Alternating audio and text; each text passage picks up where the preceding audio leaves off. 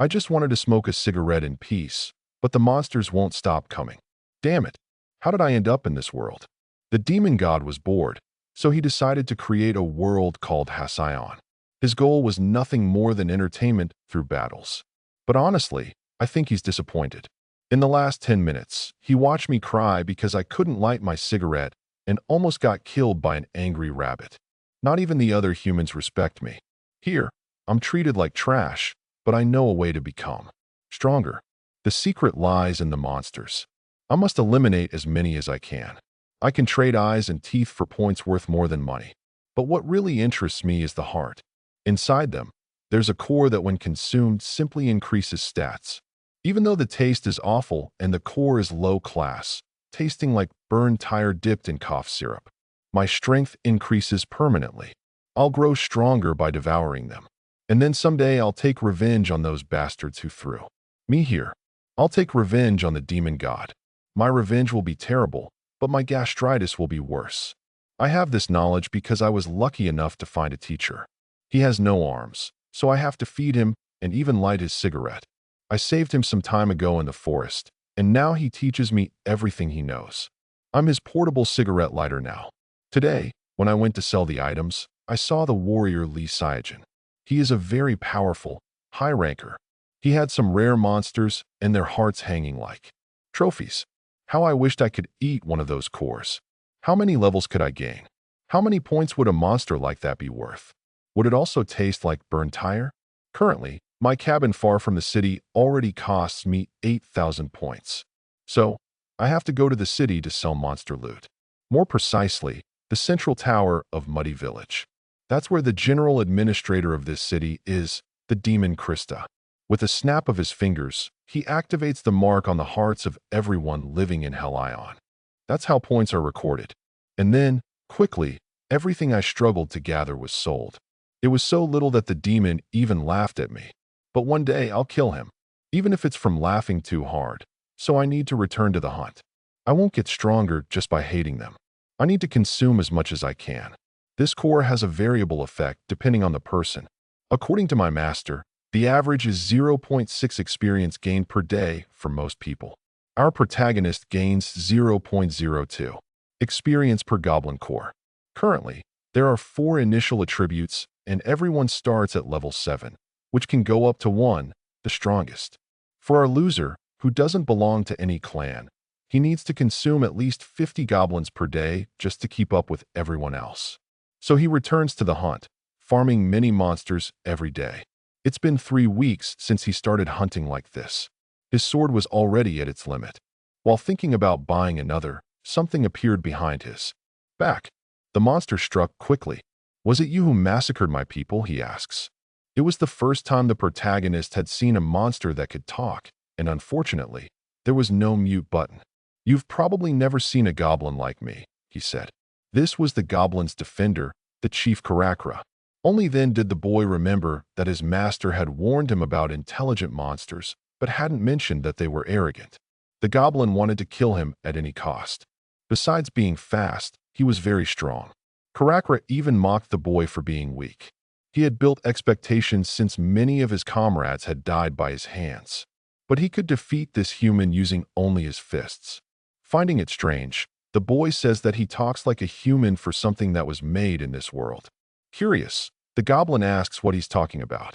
The truth is that over the last 3 weeks, he hunted between 40 and 60 goblins every single day, totaling over 1,000.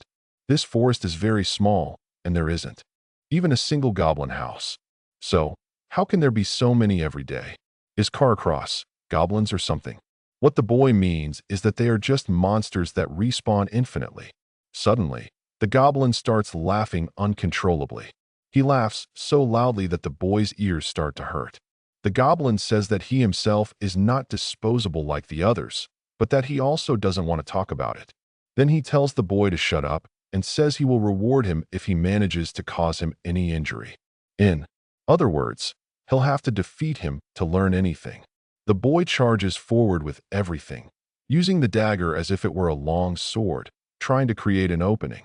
But the monster was very smart, so the boy decides to change his attack, but the goblin defends it with ease and even launches a counterattack. But at that moment, the boy says he should earn his reward. The goblin laughs and says, "This is finally getting fun." In a fraction of a second, he appears right in front of him. He was much faster now.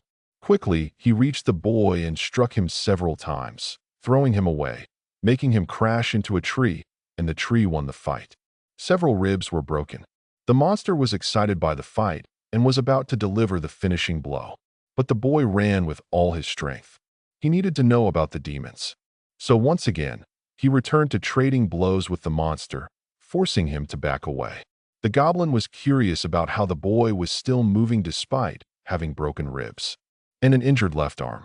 Once again, he asked how the goblin had arrived in Hell-ion. Excited by the battle, the monster says he'll answer while they fight. The truth is that he wasn't dragged into this world. He came because he wanted to. He was hired by some demons. And in short, he's a mercenary, a freelance agent of evil. Hearing this, the boy starts begging him to explain how to leave this place. At that moment, the monster thought the boy had lowered his guard, but he was kicked hard in the stomach and also took several dagger strikes.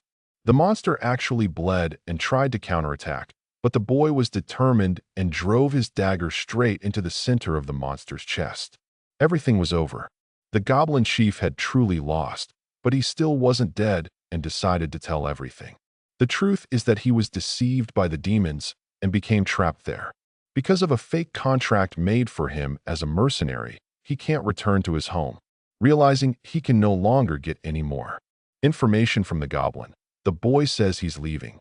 But the monster says he must receive his reward and also says he will give him some tips. So, the boy offers him a cigarette. And yes, the monster is actually smoking with the boy. The bastard spends the entire mana smoking and now wants to get the monsters addicted too. Returning to the tower, the demon continues with the mockery. The hero asked to be treated. The demon accepted to do so in exchange for 10,000 points, and so he began the healing process using a small spell on each wound in order to patch it up. The one with the black wings realized that the adventure must have gotten a lot of money. Lack of usual complaint regarding the cost. Our hero then handed the demon a bag, wanting to know more about what could be done with what's inside it. The administrator knew very well that those weren't regular materials. Yet, upon seeing them, was still left shocked, as those men that the young man had managed to slay were the powerful goblin chief. But the human didn't identify the demon's response as he urged him to showcase his options.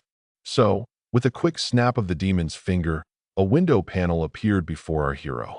And so, as he was about to choose from between the many options, he began to recall his most recent encounter when the powerful warrior asked to be devoured by him while wondering if his killer, just like the rest of the goblins, knew about the secret method. Unlike him, Shamwyuk affirmed that he did, but still had his doubts. The goblin chief immediately realized that the young man's hesitation was due to his unusual human characteristics, which wasn't a surprise coming from humanity's philosophy, and he asked him to pay it no mind, as it was an honor for one to become a part of his killer. The dying monster urged the protagonist to use his entire body, even as the young man still had his doubts. But the monster explained how his nails had great value as they were recognized for their toughness among his family. With that being said, the human had no choice but to accept and express his gratitude towards the dying goblin. Karakura apologized for luring the protagonist into his weird fantasies one last time before passing away. Back to the present, as the young man gazed into the panel window that explained that the lens of the chief could enhance his vision, the hero realized once again how the goblin got what he wanted. And despite knowing that he was a monster, it was the only other to converse with him aside from the master. And as he began to think of how the chief goblin felt more like a friend, he asked the demon to transplant its eyes and teeth into him before asking if it was also possible with his nails. The demon confirmed that it was possible, and when asked if it could be tailored to the desired size, it affirmed that everything was possible with money. And with that being said, the young man felt thankful towards the goblin who became a part of him. Later that night, Shimiyu began to admire his Wolverine-like claws, making his master call him out for being a geek.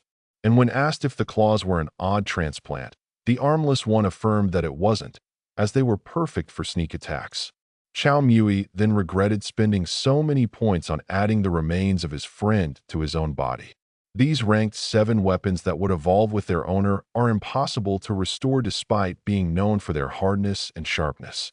The master asked students if Karakura had a core, which he confirms, and as he pointed out to his student, it must have given him great experience. He realized how far away his mind seemed. Realizing that something was on the mind of his student, the man decided to converse about it on a smoke break. The teacher explained how prideful chief goblins are and how it was his disciple's first time fighting a smart monster before claiming that the young one would meet even more on his journey and could have truthful conversations with them like the one he had with the goblin chief. And upon seeing how the young man was shocked to see him aware of his talk with the monster, the main thing that his expression gave away. He then advised the student to not hesitate when it comes to killing for progress like the goblin chief must have advised him as well. The master explained that despite the bad feeling of killing a heartful creature, it had to be done in this content as trust and mercy could lead to disaster's defeat before giving himself as an example. Yet, as the young one grew concerned, the armist plan explained that he needs to be happy to have won and live to tell the tale, and that the claws within his hands were proof that he was a warrior. According to the master, his disciple had every right to be proud of himself. The flattered one expressed his gratitude towards his teacher for his warm words. When asked about his growth level, the young one affirmed that it exceeded all of his expectations. The next day, the claws were being put to the test. Out here, he charged right up ahead before slashing a goblin with his new weapon, leaving it in great pain before ultimately killing it.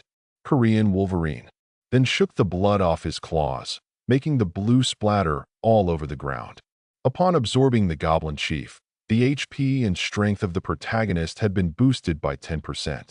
Later on the same hunting grounds, Shimiyu began to think of how he was slowly beginning to adapt himself to his new transplant. As these names were truly becoming his extensions, the young man was shocked to see that he didn't feel any pain upon using the claws, that he had total control over their lands. And just as he was thinking of how he wanted to gain power to live up to the master and goblin chief's expectations, and on the brink of a crucial decision, someone suddenly called him. The bully had returned, claiming that it was refreshing to meet him once again. When the hero asked him how he knew about his whereabouts, he claimed that he wasn't stalking him just because he stopped to say hi before claiming that the hero doesn't frequent many places and that he didn't find any monster to hunt, which is why he went for a walk and met him by surprise. This greatly angered the protagonist that the body decided to address some more important matters. Upon hearing that there were rumors around about him having killed a powerful enemy, Chaoyuk, that his secret weapon had been spotted, treated the bully as a stalker once again. But Bei Yangshul decided to cut straight to the chase before revealing that it was the administrator who told him so, and that he was certain that the big catch didn't earn the young man much. The Goblin Slayer was left angry at Krusta. What relief that his Wolverine claws weren't spotted by the bully. The boy quickly grabbed the hero and asked for a share of his reward, giving him intrigue. Bei Young then reminded him that less than a week was left, and that the way he treats the protagonist greatly depends on the way the protagonist treats him, which is why he claimed that they should stay as good friends. And after claiming that they should meet once again after picking their classes, the bully finally left, leaving our hero full of fury to the point where he wanted to stab him in the back using his new claws. Even so, he quickly ditched the idea. With a young man who was amazed to have lost his temper as such, he reminded himself that it was impossible for him to kill the bully who was also protected by a guild. Despite this place being like a game, one could still lose an arm or a leg as the concept of HP was non-existent. And despite his ability to do surprise attacks, he needed to wait. In 6 days, the adventurers would have spent 5 months in the continent, and they will need to pick a class in order to become official residents.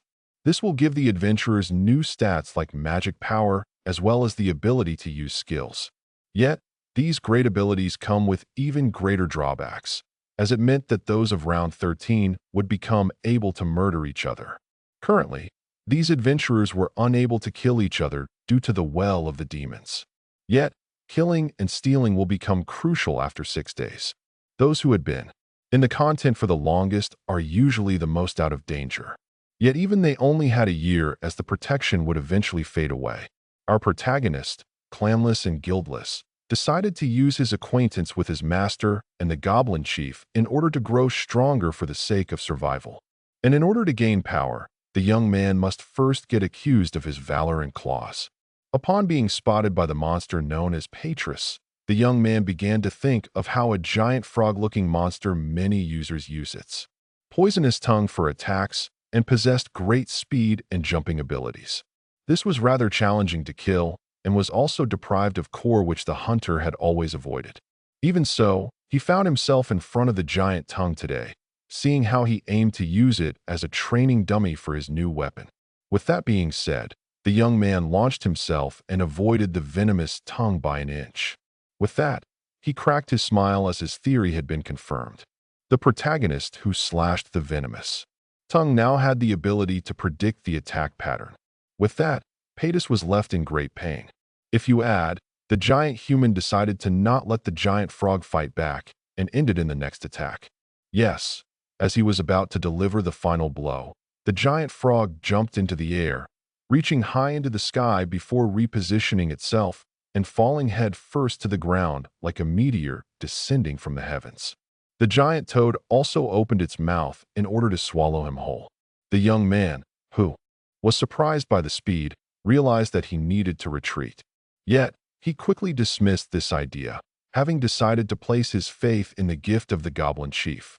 And so he raised himself before jumping into the air and charging at the incoming toad. Human and monster were now face to face. And with that being said, the final clash had occurred. With that, the toad was rendered motionless. Its corpse was lying down next to our hero. He was still amazed by the fact that he had achieved victory in a one-on-one fight. These claws had proven themselves to be more formidable than expected due to their power and precision. This made him admit once again the power of the goblin chief. The young man, who was certain to have no challenge with his new weapon in his future class, had a matter to attend to first. What had to be done was something crucial to his growth and required great focus for the sake of his teacher and fallen friend. 6 days had passed. Our hero presented himself in front of the selection tower in order to pick up his class. And despite this matter being simple, he couldn't help but feel anxious. Even so, he decided to step into the tower by entering its giant gates. According to the rumor, the one that would give him his class wouldn't be the general administrator, despite the inside of this tower looking like his domain. But just then, the Wolverine realized something odd as a mysterious dark gift box presented itself in front of him. Upon seeing it, the hero began to have doubts about whether he should or should not open it. But after thinking for a small while, he decided to give in to temptation. And just as he opened it, a strange form came out of the box before a massive explosion. With that being said, our hero was now in front of a giant smiling entity.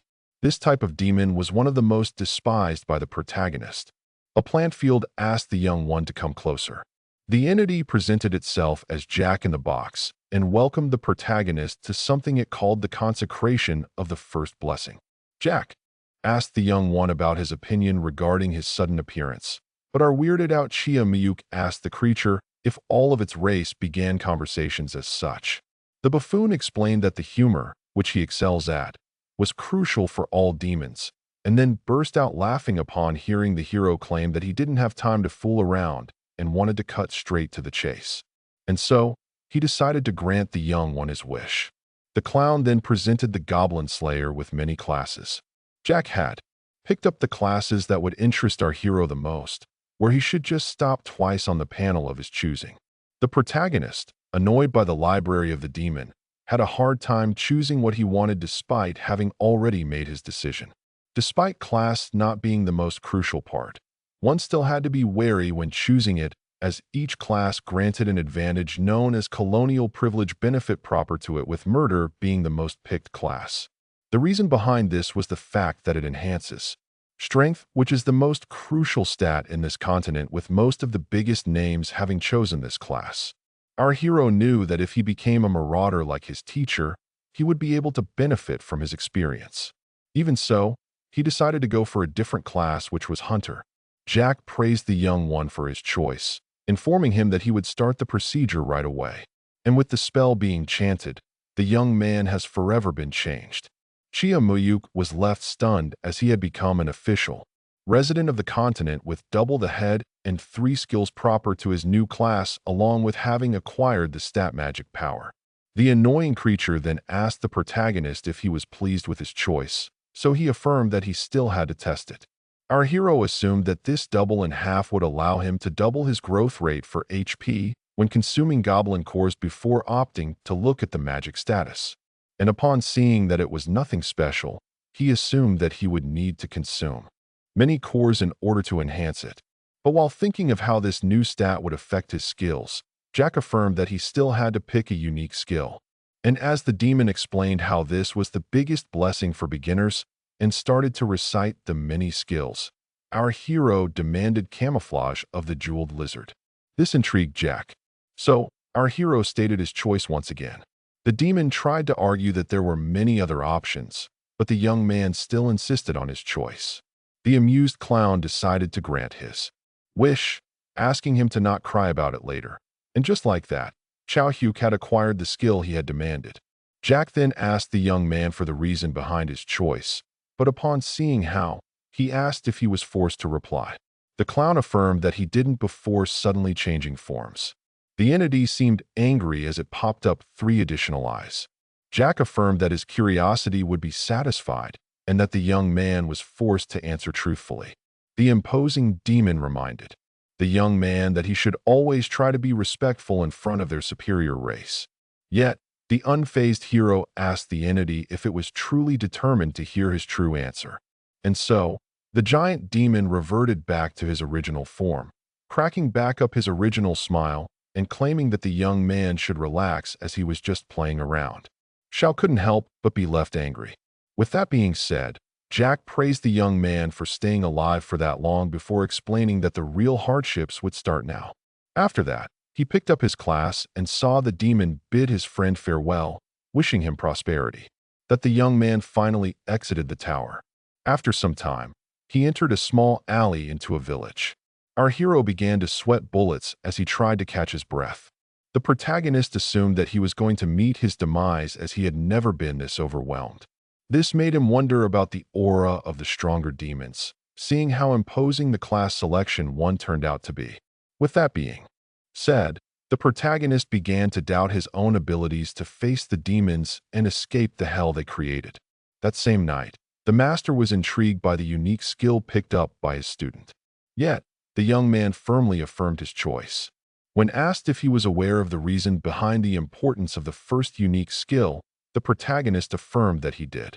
Aside from the one granted to the adventurer in class selection, only one true way can allow the adventurer to acquire a skill, which was discovering that one could either purchase or obtain from a fallen monster with its value being proportional to its rarity. Yet, seeing how high their price truly is compared to the usefulness, the best method is to acquire them while hunting. And seeing how weak monsters drop weak skills, one needed to hunt powerful monsters in order to acquire great skills. The reason behind the first unique skill being so crucial is the fact that it is the only one that could be acquired without any hardships. The young man had his doubts when giving the reason behind picking up this skill, but his teacher asked him to speak his mind at once. According to our hero, camouflage of the jeweled lizard allows the reorganization of the status exact numerical value for a short time period, meaning that it could be used in any situation. The master affirmed his speechless student that there were many others with better skills. Yet, according to the young one, those better alternatives were either currently hard to learn or hard to obtain, and that he had a reason for his choice.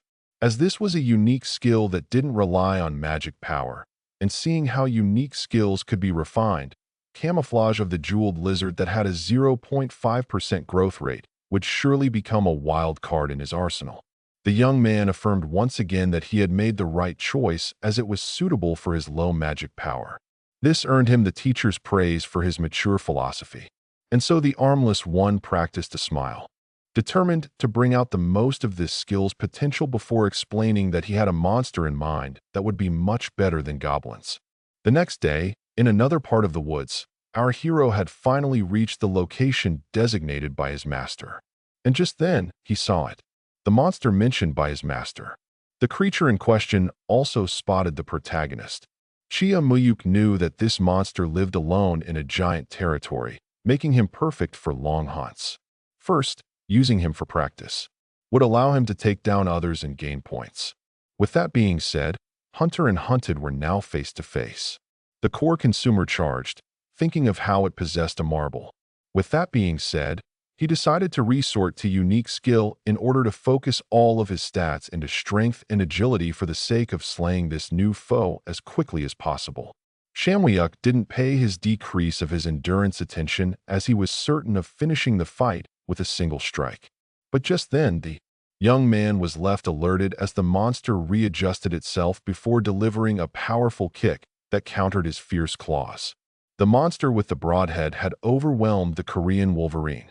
Our hero, who had finally witnessed the fast jump attack of the creature, realized that it was his enhanced agility that allowed him to evade a deadly blow. The young man realized that the move of the creature took some time to reset and that it would have eliminated him upon direct contact. The protagonist decided to finish it before the skill could be reset. Upon seeing how his attack didn't connect, he assumed that he wasn't fast enough. Only then did he realize that he was forced to parry an attack. And just like that, the hunter tanked the tail of the monster that knocked him a few feet away. Yet, this miscalculation allowed the young man to firmly grasp the power of the target's tail. This also made him realize that his unique skill was to defeat the pig like kangaroo. With that being said, he dodged crushing death, only to find the monster right above him shortly after. The creature then let out a roar before bracing itself and swinging its giant tail. Yet upon going for the strike, the protagonist was nowhere to be found. Only then did the young man appear right behind it. The mutant was left in a tough situation trying to react. Yet the hunter knew very well that victory had already been achieved as he slashed through the monster's chest using his claws, making it cough blood and scream. And as the young man firmly planted his extensions into the monster, its corpse was rendered lifeless. The hero tried to recatch his breath, now that the creature had fallen to the grasp of death. With that being said, our hero lay down on the ground and reached his claws to the sky. While thinking of how he managed to achieve victory with much more ease than predicted, Chamuyuk found that the fight ended quickly, even for a monster with thin skin. The young man began to think of how the nails of his friend combined with his skills, as well as the stats he had acrewed on for. The monster and the thing he aimed to acquire would give him even more power. Just like that, the fortunate hunter was now in possession of the monster's core. Upon consuming it, he found that it was more delectable than that of a goblin. The protagonist was then left amazed upon seeing how his strength had been enhanced by 0.16%. This left him overjoyed as his gains equaled the combined enhancement of 6 goblin cores.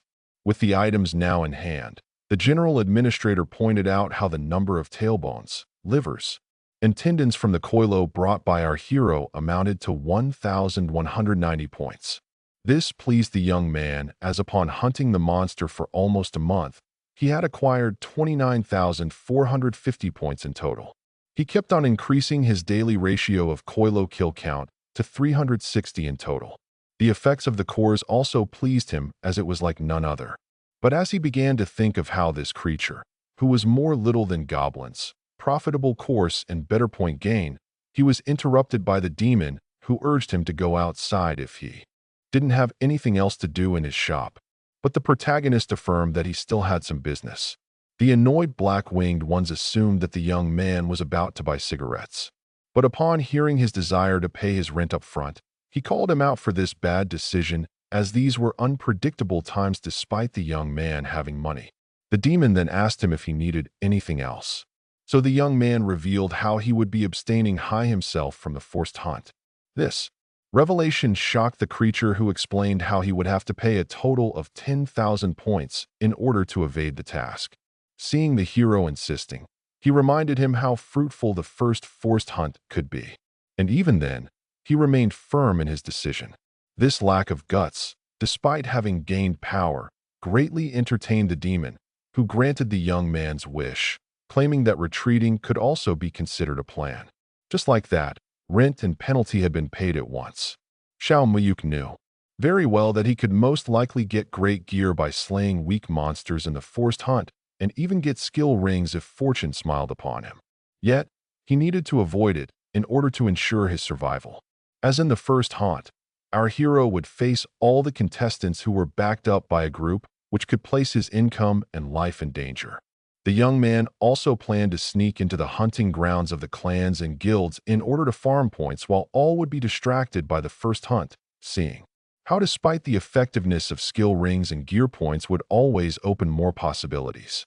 The protagonist was certain that he made the right call as he returned home. Yet upon seeing what was inside, he was left horrified. As his master was lying on the ground, Xiao quickly rushed to check on his master. The man explained how he had just been exposed to a few slaps. With that being said, the disciple rushed to install his master in a comfortable position before asking him about the culprits. The one who had beaten up the master turned out to be a man known as Park Han-soo, an acquaintance of the protagonist who he had met a week after arriving here. Park Han-soo, who tried to use the protagonist in order to earn himself some points, would surely not have approached the master if he was in his peak condition. When asked for a reason behind that violence, the teacher explained how some guilds forming an expedition squad needed some intel from him. Since many areas in this continent were undiscovered, unveiling them would bring great fortune, which is why he got beaten up, as he had info on an unknown area. This confused the young man, seeing how the thug could have easily informally asked him. Yet, the master affirmed that they didn't need to do so, seeing how he was a weak source of intel with a known location before pointing out the kind nature of his student. This greatly angered Shamwyuk. The master then asked the student to avoid any direct combat with the man who might come for him, seeing how he didn't get any intel the first time. But the angered one explained that as a newbie, he was unkillable by the older residents, meaning that he had no reason to fear. Yet, upon hearing the teacher who endured the beating due to his stats explain that the bully was still too strong for him, he claimed that he wouldn't seek combat, but be prepared for it. Later on, while walking in the woods, our protagonist realized that the skills he kept on spamming had been strengthened a little. He also knew very well that he had to enhance his health and stamina, as this hunt would be a long one, which is why he tried to balance his stats. But just then something caught his attention. The protagonist was now face to face with a rainbow snake, a brilliant forest monster whose eyes, venom, and skin could be sold for an extremely high price. Our hero could even use its meat as food for himself or a way to lure other monsters. He was particularly startled to have met this monster at the start of his journey. With that being said, the creature was left alerted. The scared reptile charged at the Korean Wolverine, only for our hero to go for a thrust that struck the monster's upper jaw. And just like that, the rainbow snake had been slain. Shamwyuk speculated to earn more points than he had predicted if he stumbled upon more expensive monsters who were easy to kill.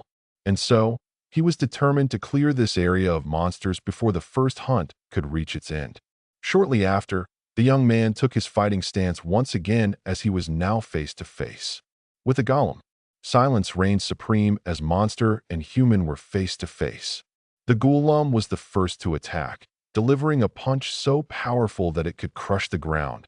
But the quick hero managed to sneak himself behind it before resorting to his powerful goblin nails and decapitating the giant of stone. Just like that, the Korean Wolverine had achieved yet another victory. Seeing how this item that he had gotten from this monster could be sold for 3,000 points, our protagonist realized that this place was truly a golden goose for newbies.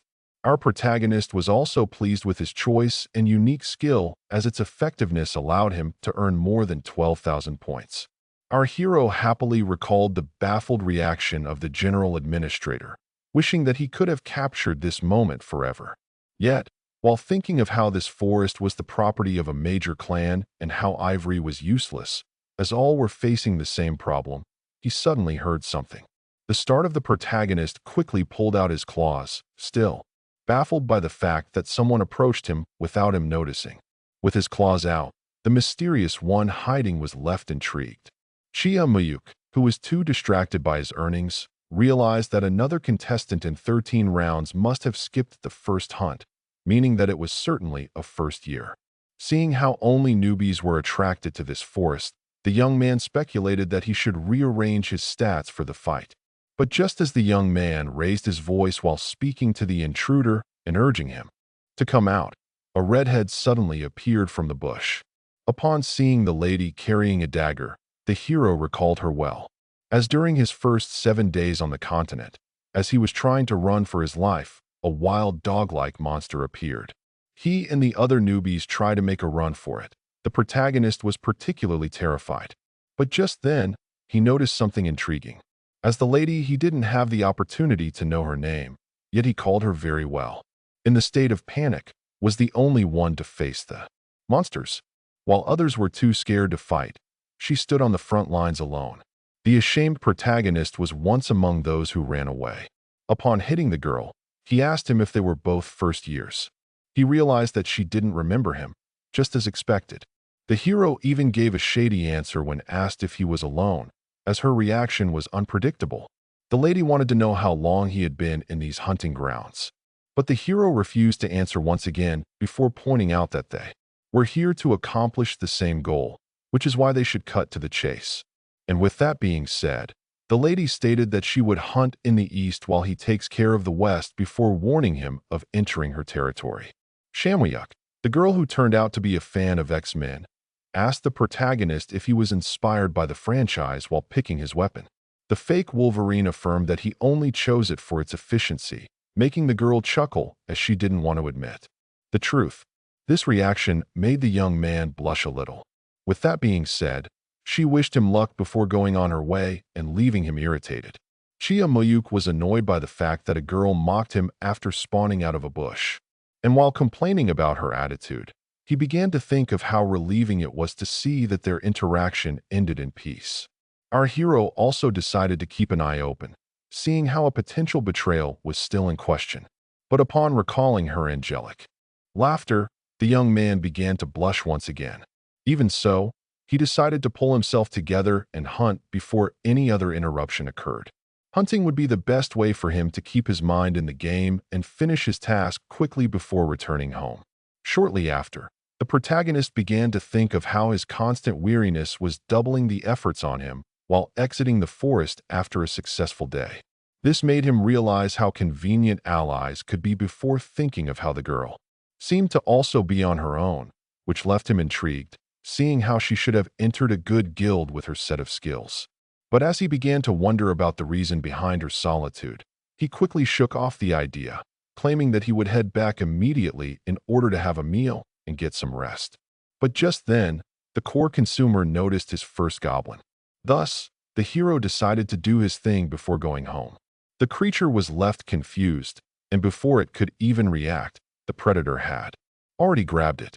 Before making its broad spill everywhere, Xiaomu Hyuk located what he sought from the goblin, who became too much of an easy prey. With that being said, he consumed the green marble, and while he was preoccupied with being disgusted by the taste, he was suddenly spotted.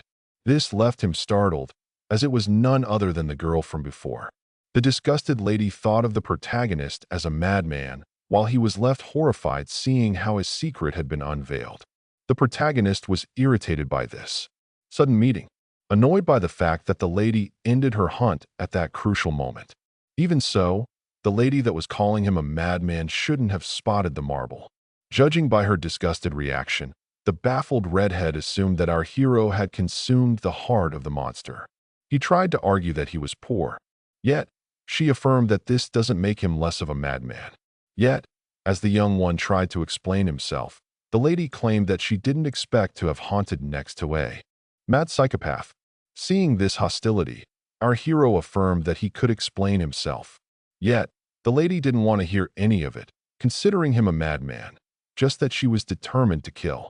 Chamohio pointed out how odd it is for her to try and eliminate him without giving him a chance to explain his actions. The girl stopped for a second. Our protagonist explained that she would receive the fight if she sought it, yet it would be better to resolve it in peace. With that being said, he let out his claws in order to brace himself before asking the lady what option she chose. According to the redhead, someone as crazy as him was too unpredictable to be left alive, but she accepted to talk it out, claiming to be a pacifist. First, our hero had 5 minutes to justify his actions. The Goblin Slayer claimed to have truly eaten the monster's heart, and it wasn't out of madness. The intrigue began to mock him for considering the heart a delicacy. Upon hearing this, Chamu Hyuk explained how he was living with his teacher and savior who was rendered handicapped, and that his skills weren't enough for the both of them to survive, which is why he decided to apply the teachings of the man and consume monsters in order to save some money. Yes, the lady had her doubts, seeing how similar goblins were to humans while other animalistic monsters existed. So, he explained how he was forced to consume goblins to survive. Living here was somewhat disgusting. Upon claiming that the taste would be more pleasant after getting used to it before offering her some, which she immediately declined, and when asked when he went for the heart, especially, the young man explained how he used it to replace vegetables. The redhead creeped out. Our hero then explained that despite being disgusted at first, he had no choice but to endure it, and he and the lady had similar stories, only different means to ends. This left her on his words. With that, the Wolverine affirmed that he wasn't a cannibal and affirmed that if she didn't believe him as he pulled out his claws, that she was free to go for the other option and that he would do his best to achieve victory. Seeing how he owed something to someone, the redhead decided to not bite into the story, but decided to let it go as she was exhausted from the hunting and didn't have enough proof of his insanity. Even so, she affirmed to him that at the slightest sign of madness, she would surely charge at him. She also explained that he was free to hunt here once again, but to stay out of her territory, seeing how he wasn't worthy of her trust. And with that, the lady bid our hero farewell while insulting him in a low tone that he managed to hear. The relieved Shia Muyuk decided to be more aware when consuming corpses, seeing how he had almost been uncovered if it wasn't for his made-up lie. He then began to reflect on the tiring personality of the lady that would surely pose a problem the next day. The next sun finally died on the continent. The young man arrived at this scene rather happy with his new equipment. The protagonist had bought a piece of buffalo leather armor, which was a rank 7 low-durability light item that cost 45,000 points. Our hero began to think of how convenient armor is, seeing how it could be paired with something else. The young man also wanted to earn 50,000 more points in order to purchase a skill ring that he desired, which would have been possible in 4 days if it wasn't for the other adventurer, who gave him intriguing gazes. The protagonist assumed that she was awaiting his arrival, and so when he confronted her about it, she denied the whole thing and claimed that they should set their territories for the day. With that being done quickly, the lady warned him once again to not enter her grounds. Yet he couldn't care less. But as she began to walk away while mumbling to herself, she was called by the protagonist, leaving her even more irritated. Chamu, who claimed that they should introduce themselves to each other, seeing how they were forced to converse, only for his idea to be quickly rejected. This left the young man rather angered by the short temper of the lady, who even refused to state her name as she didn't have faith in him despite his good behavior. He then began to recall how his teacher once trusted his opponent, which led him to lose 3 lamps, and with that being said, decided to take his misfortune as an example, thinking of how the lady would have been friendlier outside the continent. The annoyed hero then decided to take a small smoke break, only to hear an unexpected voice that left him alarmed as more people appeared in the forest. He quickly hid behind the city, thinking of how the intruders must have also skipped the hunt, and with the 2 new faces in the brilliant forest, the smoker was left on his guard, having recognized both of them as from the same round as him. Even so, he could only remember them by the fact that they were non-Koreans. The 2 men discussing how they should have enough points and gear for them to pillage. And as they continue their conversation, deprived of honor, they discussed this protagonist realized that they plan on ambushing the lady. After thinking for some time, he thought it would be wise to dispose of them for his own sake, as they were planning on ambushing the girl and roaming in the forest until the end of the hunt. Yet, despite not knowing how powerful these 2 were, He assumed that since he and the lady matched them in number, fighting them was worth a try. Yet, as he began to plan on killing the first by surprise and slaying the second on his own, he realized what he just thought, as he had easily planned on taking his first life without giving it a second thought, making him assume that he was changed by the goblin hunting. This also made him recall his victory over the goblin chief. But just then he was about to back out of it, as the ambushers were about to disappear. So he decided to push this matter aside and concentrate on them. The fat one asked his friend to conceal himself, while he searched for their target, and after a short while she was finally spotted. The lady with the dagger was fighting a giant insect that was giving her a hard time. The fat one instructed the other to hide in the bushes out here, who assumed that they were waiting for the right opportunity, but couldn't hear them. Assumed that the lady should easily take care of the both of them. But just then, he noticed that one of the ambushers wasn't holding a weapon and that the other was about to unleash a sneak attack that he must interrupt at all costs. First, he decided to track the blonde one. As the lady's fight with the ant was about to come to an end, the thug realized that it was almost time for the ambush. In the end, the girl decapitated the giant bug, rendering her the winner of the fight. Seeing this made the young man realize that the ambushers were about to act, so he decided to resort to his unique skill in order to enhance his stamina and agility and take them down in a short time while deciding to rely on stealth in case of emergencies. At the same time, the redhead began to think of how her prey was tougher than expected. She was about to check her prize. Shurikens had been pulled out. Our hero was left annoyed, as he should have predicted that they were going to use long-range attacks. With that, the thug prepared to launch his projectiles. So, the young man rushed to stop him. Yet, it was too late. As the shurikens had already been thrown, Shamwyuk instantly warned the girl to duck. This made her turn around startled. Seeing this, the fat one came out of his hiding spot, annoyed by the fact that the girl wasn't alone. Just then, she had been hit in the shoulder and the thigh. The criminal demanded to know who the party pooper was. With that being said, began the clash between the hunters of round 13, with the fat one charging at the lady, who clashed with her dagger using his bare hand. And while she was annoyed that he was using a skill, he urged his partner to finish his opponent at once, a task that's the image it went to execute. The young man realized that the old one was about to use a body kick, so he planned on parrying and taking a few steps back. But when the kick was executed, he was left startled, having realized that his opponent knew martial arts. Just like that, the young man had been kicked in the face. And with that being done, the thug began to laugh proudly, claiming that he was stronger than the others from round 13. Yet, at that moment, Wolverine was more preoccupied by the fact that the kick tickled, leaving the kicker intrigued. With that, our hero casually punched him in the face, knocking him down while still being confused about how the damage of the kick was rather weak. Meanwhile, back at the other fight, the lady who realized she was facing a kickboxer was surprised by her opponent's speed. Just then, he charged at her, resorting to his skill once again. The guy realized that she couldn't await the incoming blow, so she had no choice but to block it. Even so, she was knocked into the air before falling back on her back. The criminal praised her for showcasing such skills despite being injured, as he decided to finish her off. But just then, he was left alarmed.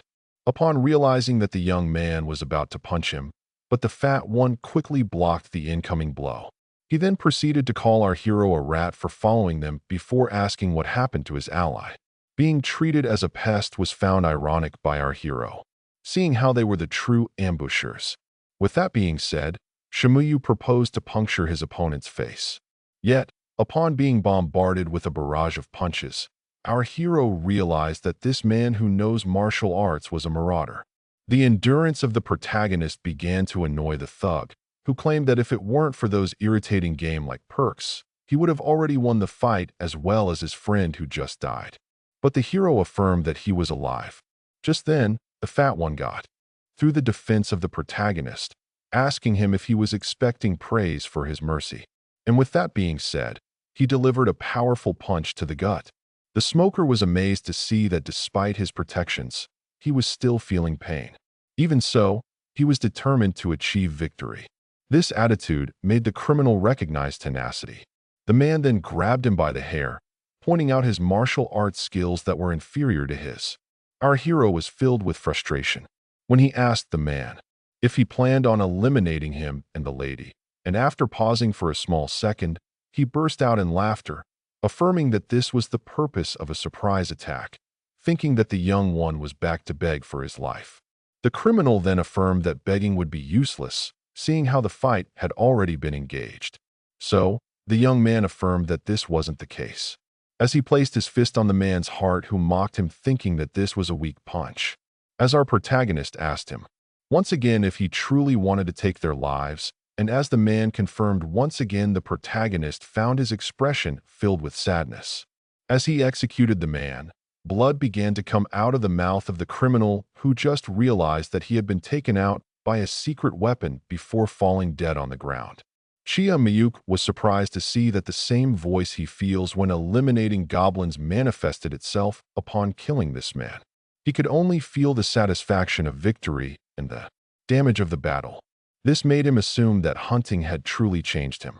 Just then, our hero was approached by the lady who, despite being confused, recognized that the young man had saved her life.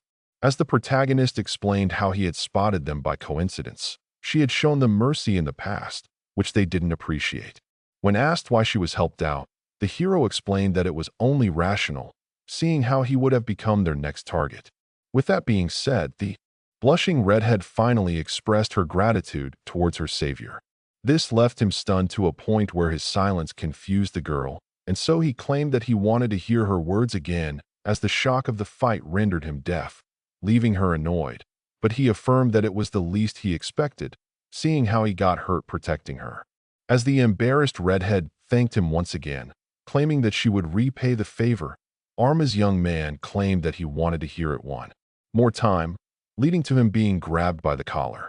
But just then they heard grunting by the tall one, who was still amazed by the fact that his ally, who should be the most powerful of the RU, and had fallen.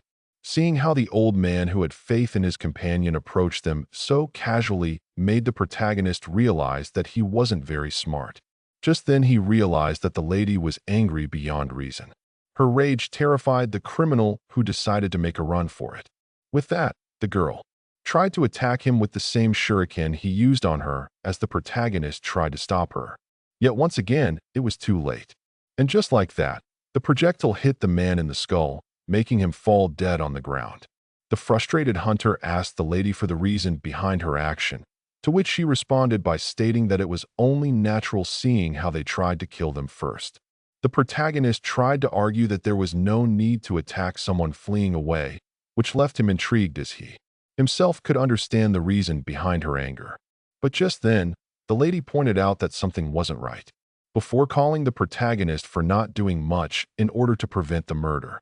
This left him baffled as silence reigned once again in the forest. The young one asked her if there was really no problem, which she confirmed with an annoyed expression.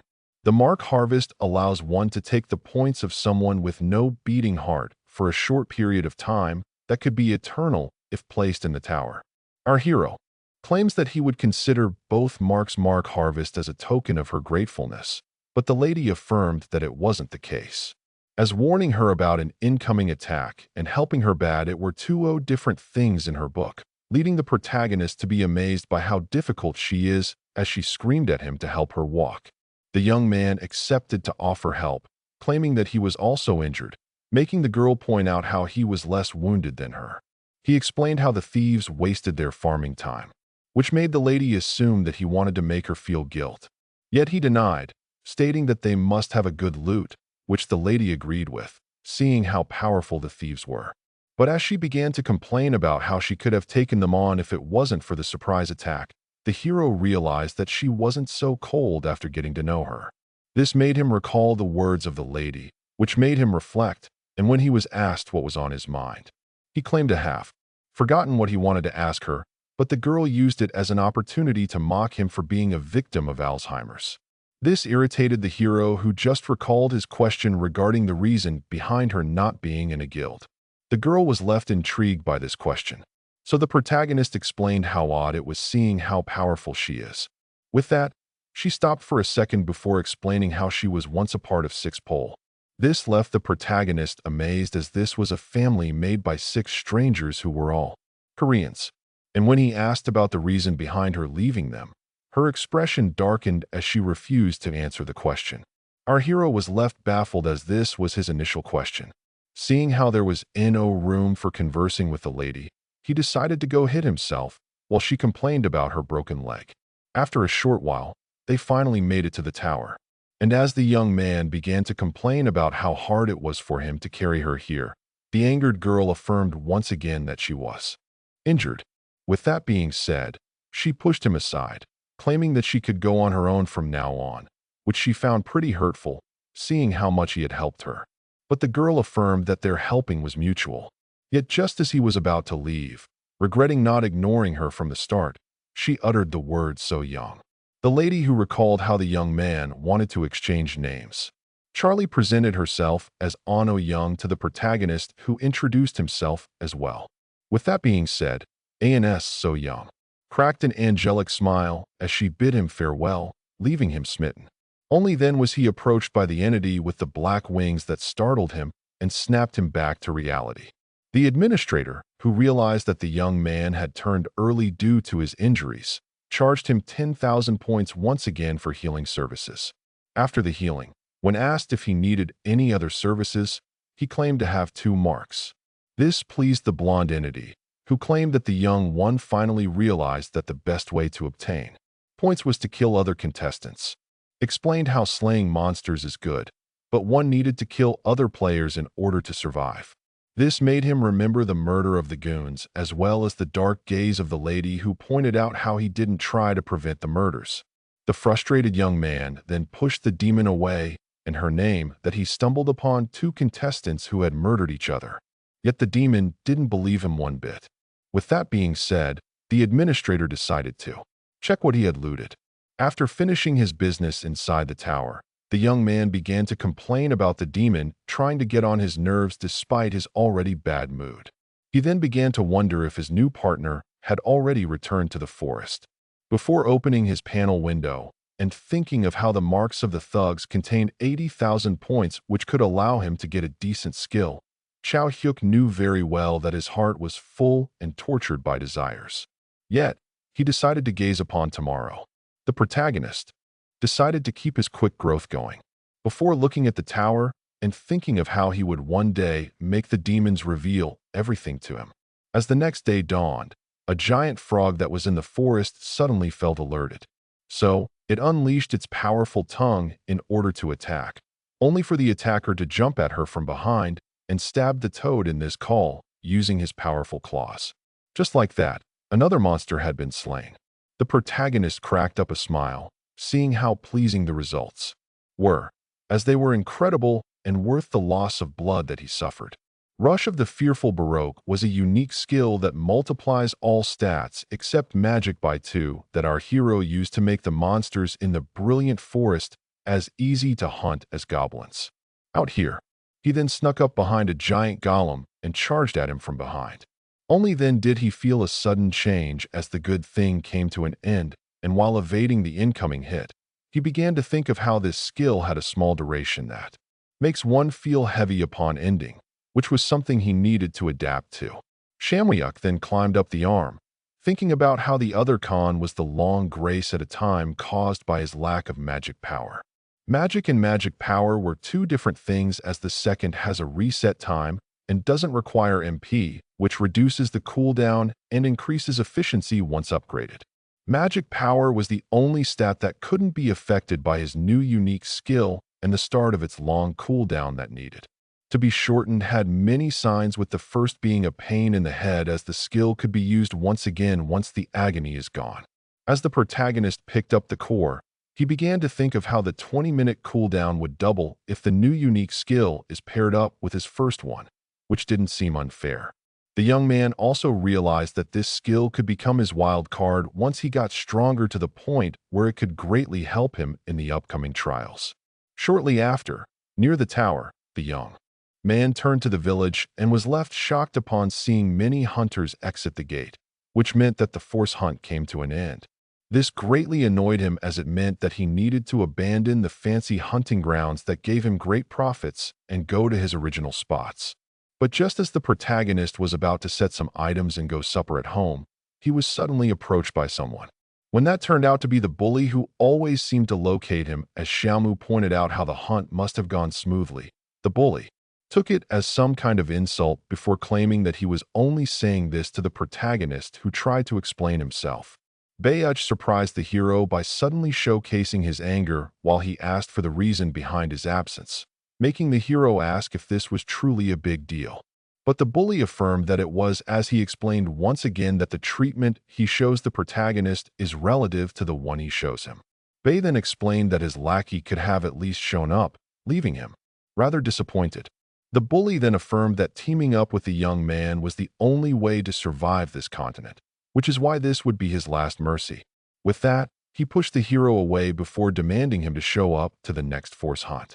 And as the harasser claimed that the young man could either be his lucky charm or his kill, Chamu Hyuk realized that something was weird.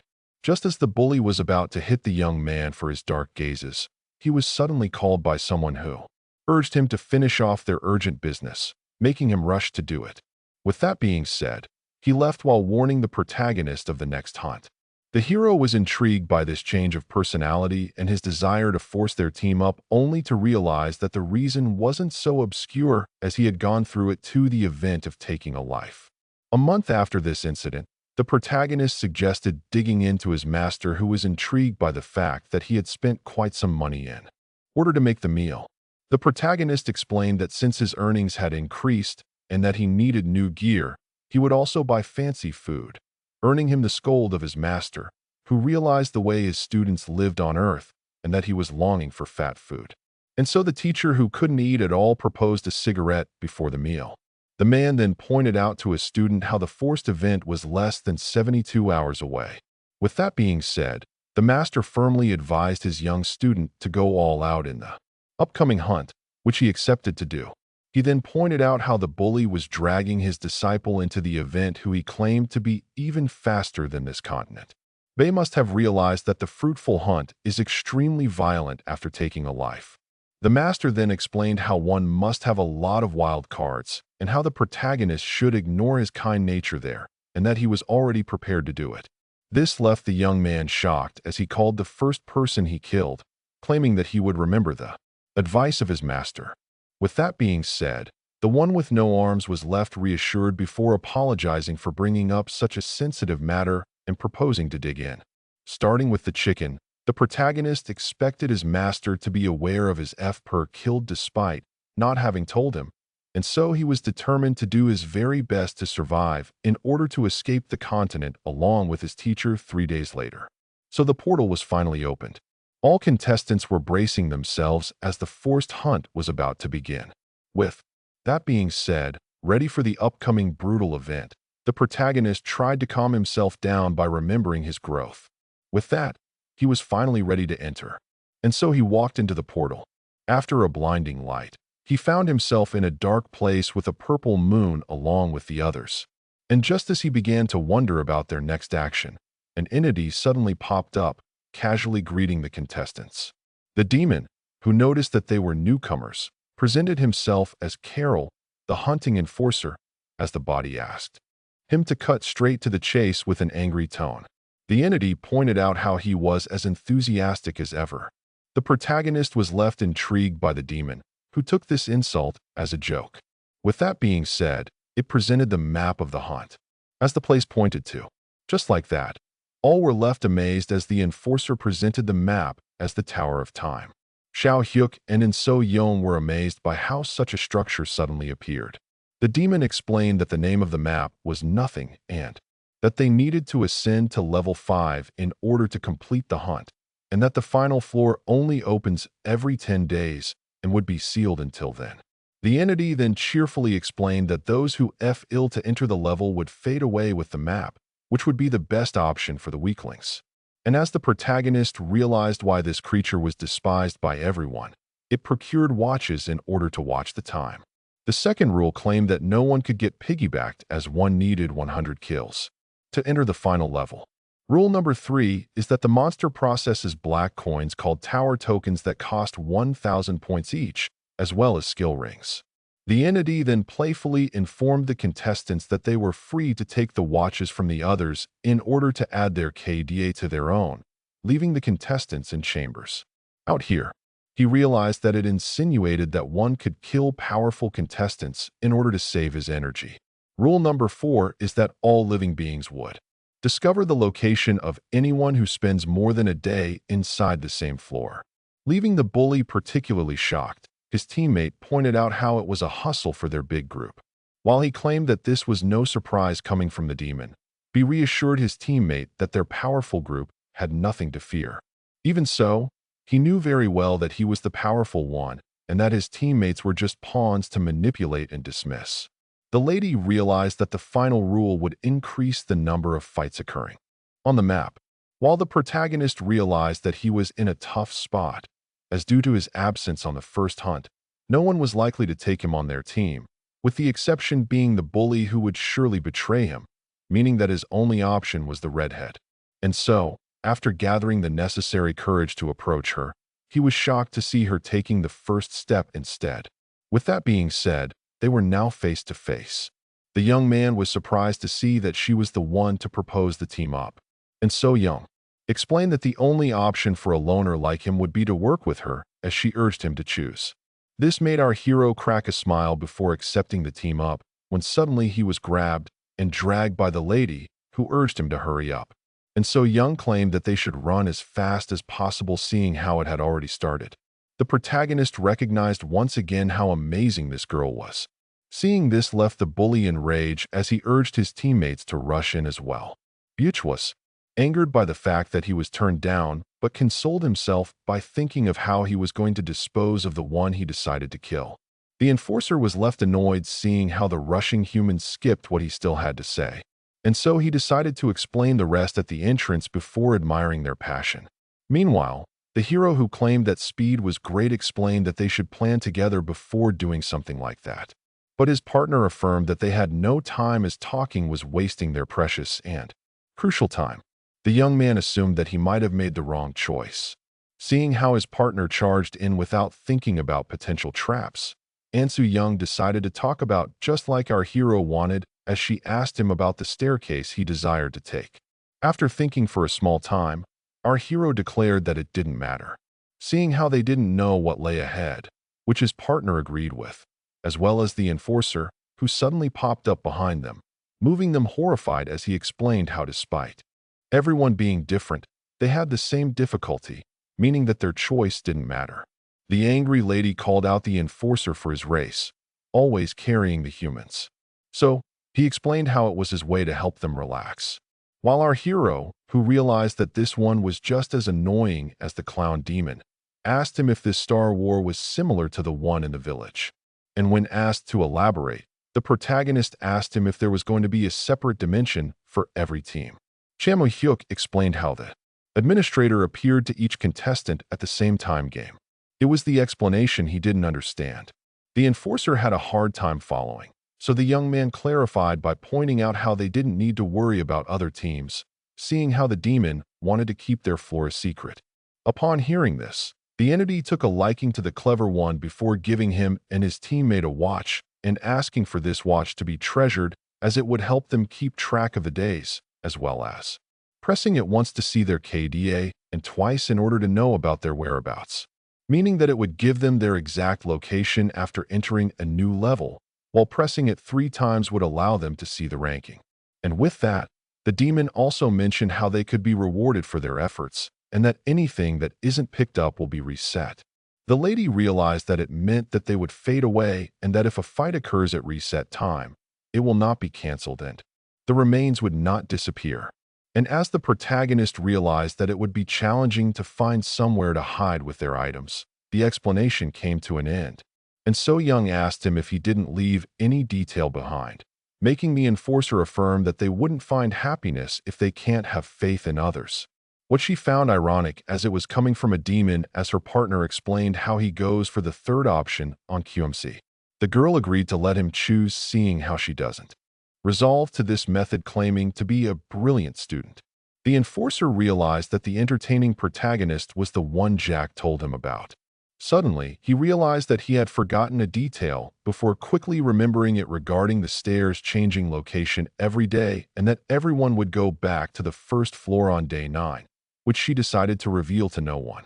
At the same time, our heroes climbed the staircase and entered the first floor that was decorated with an odd taste proper to demons.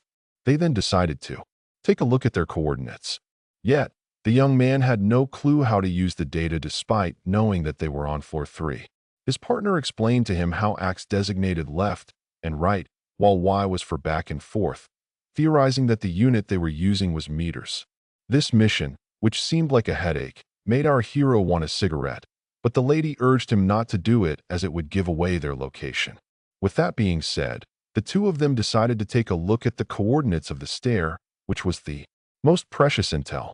After some discreet scouting, they realized that the monster known as ramen soldiers appeared quickly, and So Young explained how she had met them in the castle ruins, but didn't expect them here, which amazed our hero, seeing how the ruins were difficult hunting grounds.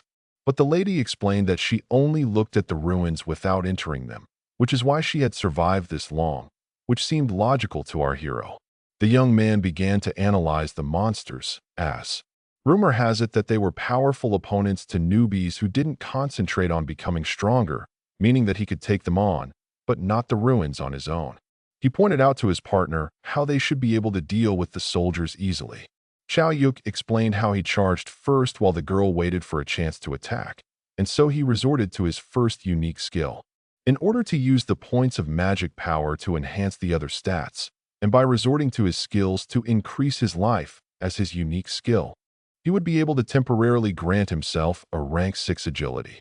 Just then, he called the giant lizard, who was confused. Timu then charged at Alibaba Killer Croc that tried to defend itself using his sword, but the protagonist affirmed that this would be pointless as he quickly cut the lizard with his claws. Yet, upon seeing how little damage he inflicted, the hero assumed that he didn't pack enough punch.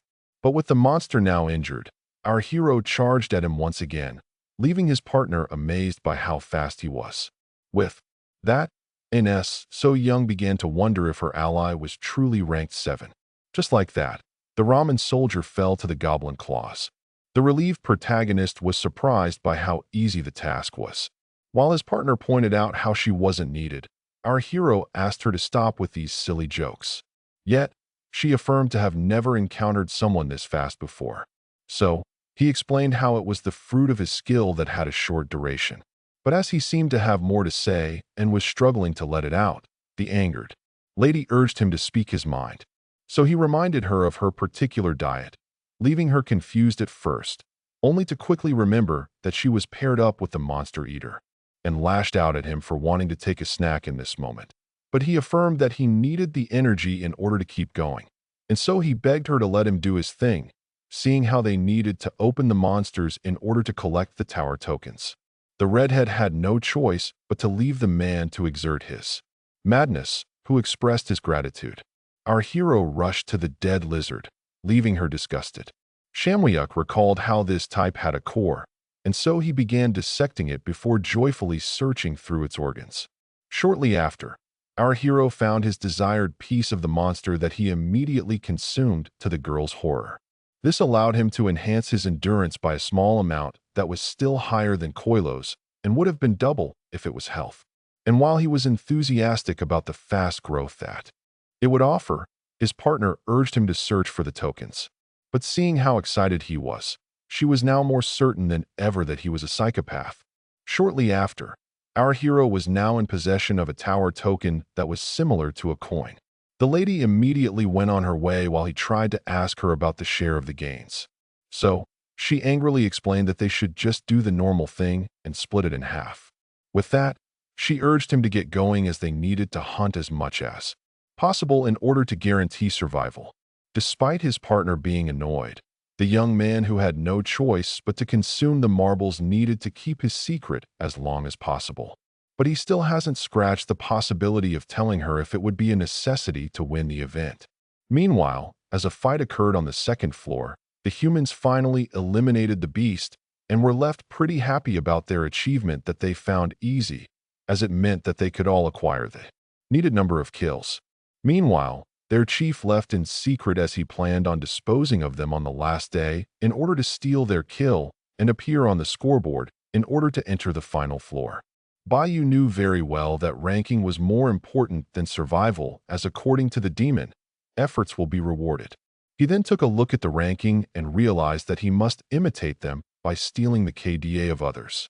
And just as he was lost in thought, he was approached by one of his teammates, snapping him back to reality, and explaining to him how they might not encounter any teams on this easy floor filled with weak monsters. Yet, as the bully gave credit to the team, he began to mark his teammate in secret for being happy to not have the chance to steal kills. The young one attributed all of their success to their chief before calling out certain someones on their decision, leaving the bully intrigued. The young man was referring to the protagonist and his teammates who foolishly charged ahead, refusing to team up with the chief. Baeol explained how the hero was someone he helped in the past, and someone who also denied help this time in order to be with a girl, as he was reminded of his presence. The bully was jealous of the one who ran off with the girl, yet knew very well it was a lethal foolishness, as he was determined to kill him and his new girlfriend. Meanwhile, the desert swordsman charged up ahead and delivered a powerful strike that the young man blocked with his claws. Our hero had a hard time holding up due to the power of the monster, but just then he was asked to retreat, and so he freed himself from the confrontation. Just as the ram-man lizard was about to charge at him, he suddenly realized that he was the one being charged at by none other than the redhead, who used a skill known as Strike of the magic warrior Riffidan. The monster tried to use his blade as a shield, but the crazed-looking one affirmed that it would be pointless, and so the sword of the monster began to crack before ultimately breaking. Just like that, a swordsman had been stabbed by another. This left our hero blown away by the strength of his partner. And so Young pointed out how their styles, which weren't similar, worked well together. Xiaomu Yu called her out for stating that she wasn't needed despite all of her power after realizing that he needed to rework his plans to adjust to the girl's might. As the token was picked up, the girl reminded the boy that it was her turn to get it, which he urged her to do before consuming the core in order to enhance his strength. While thinking of how chores were coming in these monsters that would continue to make him stronger if he kept hunting and consuming. The only problem was the plan they had to take them down, as the lady who revealed herself to be a marauder possessed an unblockable skill that he should be very wary of on top of being the only one killing monsters. Our hero truly wanted to have faith in her, but upon remembering the advice of his master, he left his partner intrigued as he suggested a change of plan. As the deity realized that he deemed her unworthy of trust, our hero stated that he wanted to do things the better way. So after giving a small thought, ANS So Young accepted to hear him out. Surprised by her open mind, the young man stated that they should take a different approach than the one they required him to distract while she gets to kill. So instead, he proposed making the back of the monster face the lady in order to make it easier for her to stab. And when asked about her opinion on this plan, the warrior claimed that it would surely reassure the mastermind, as he wouldn't have to worry about her suddenly betraying him and would allow them to split the kills in half. And so she angrily decided to proceed once he tried to defend himself, only for our hero to be met with a dark gaze that left him shocked. In Swyong explained how they teamed up for mutual interest, meaning that such ensuring plans weren't something to be justified, as they needed to stick together until the end. The hero who offended the lady by accident left her with a sad expression. Shortly after, our hero was facing a soldier, and after the struggle, the young man began to overpower the creature. Upon seeing how it couldn't resist anymore, he quickly knocked it back before using the nails of the goblin chief in order to puncture it down. Just as the creature was severely bleeding, he pierced its armor with his powerful claws before resorting to all of his strength in order to lift it up before slamming it down. With the blood cleaned off from the claws, the fight was finally over. The girl called out the geek for perfectly imitating Wolverine, which he denied. Shamwyuk then urged her to stop slacking, but she explained how they had already killed 3 monsters and that he was the overexited one. After another of our hero's arguments, The lady began to think of how much stronger her ally had gotten in such a short time after the brilliant forest, to the point where the monsters here seemed like child's play to him. Meanwhile, the young man was left annoyed at accidentally finding the cord he was searching for, while she began to think of how they both earned many points in the forest. Yet, while she was about to make a theory about his teacher, who might be the one behind his sudden growth, the hero claimed that it was her turn to get the coin. He asked her what was on her mind so that she got so distracted. Yet, she affirmed to not have reacted, seeing how she always approached the one she trusts. Only then did both of them blush upon realizing what she said. The young man urged her to say it back, while his partner claimed that she wanted to have a meal. He tried to ask her once again, only to be interrupted by the one who wanted to close the subject, claiming that nutrition was essential for hunting. Thus, he agreed to have a meal. On So Young asked him about his water reserve, claiming to not have brought much, to which she responded by revealing to only have one bottle. This made the girl mock him for assuming that there would be water in this dungeon. Yet, he affirmed that there is a nearby fountain. But as the lady explained how this water was too mysterious and shady to drink, the young man pointed out how she must not possess a certain item. While the water was definitely confusing, the hunter reached into his pocket in order to showcase his purification powder, a cheap item that should be bought in masses that makes almost any water good to drink. And So Young claimed to have only entered the dungeon with the essentials and combat items before giving the lady the powder that should last until the end of the event. The shocked girl tried to argue that she should pay him for the powder. Yet, the boy affirmed to have many more of this cheap item. She tried to argue that purification powder was rather precious in this dungeon, meaning that she now owed him. So he revealed that it was the reason behind his kindness. Chia Miyuk explained how much he had reflected on the concept of faith upon entering this dungeon, claiming to have found it weird to see the girl adapt so easily to the two attackers that she didn't hesitate to terminate, wondering if she would have done the same on Earth. According to the hero, this continent was a different world that affected their philosophy, and that some things remain the same yet to change. The girl failed to grasp the relation between these words and their current situation. So he explained how she was the reason behind everything he had done. She was left surprised as he pointed out how she had always been quick to make decisions, as if she already knew what must be done. He also claimed that she was stronger than him, which is why her will frightened him, as it meant change. But in reality, she was still the same one protecting her morals. Chia Mu-hook affirmed that she didn't owe him anything, seeing how she was his beacon of hope and that he wished to protect their values in this land until the end. And so, he expressed his gratefulness once again towards the lady before claiming that he still didn't trust her and that he was only giving her the powder she had earned. Chamuyuk finally understood where the young man was coming from before looking at his gift and affirming that she shall not misuse it. Shortly after, Ano Young felt grateful to have condensed energy capsules despite them lacking the warm feeling of real food, which is why the protagonist made a suggestion, claiming that the snake jerky he offered her was truly delicious, only for her to decline and ask what he was doing. The young man revealed he was looking at the rankings, which the lady found pointless, as they couldn't even reach it. Upon taking a look at the list, some of its names left the hero uneasy. Xiaomu Yuk, who noticed that his teacher was in 4th place, began to wonder about the secret behind reaching the top ranks. He then began to recall how his master described the hunt as an awful place. The man claimed to have achieved great success and to not have revealed it in order to not seem prideful, and that his well-usage of the class marauder led him to the peaks he once reached.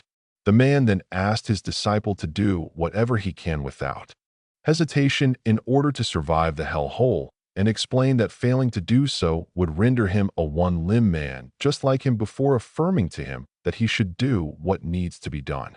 Just then, he was brought back to reality by his partner, who claimed that they should try to locate the exit. Shimuyu began to think of how he didn't want to embrace evil despite kindness not being welcomed in this place.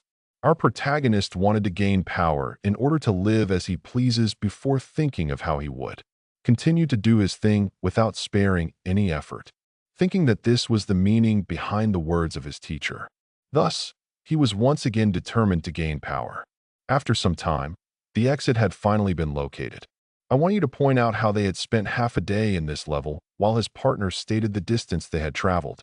She then explained that they had walked 4 and 1/2 kilometers, and that they needed to walk 2 and 1/2 more in order to exit the dungeon.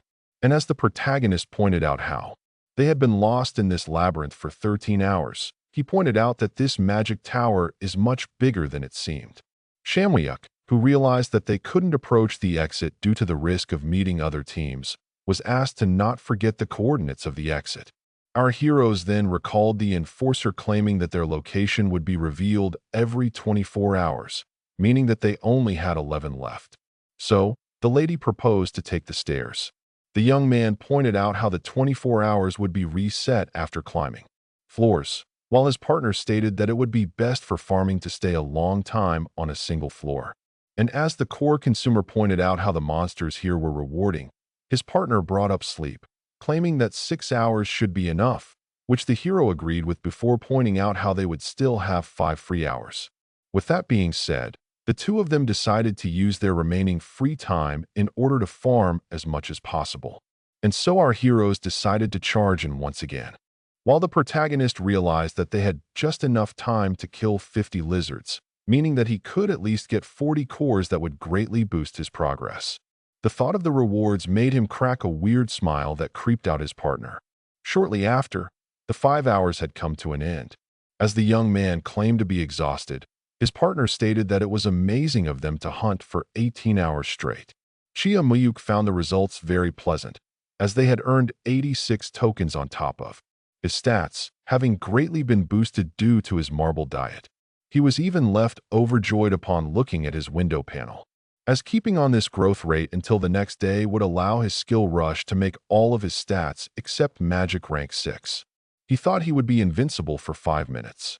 With that being said, the protagonist was once again glad by the choice he made upon picking his unique skill. He decided to keep his progress a secret, as it was too early to reveal the hidden effects of the course to his partner.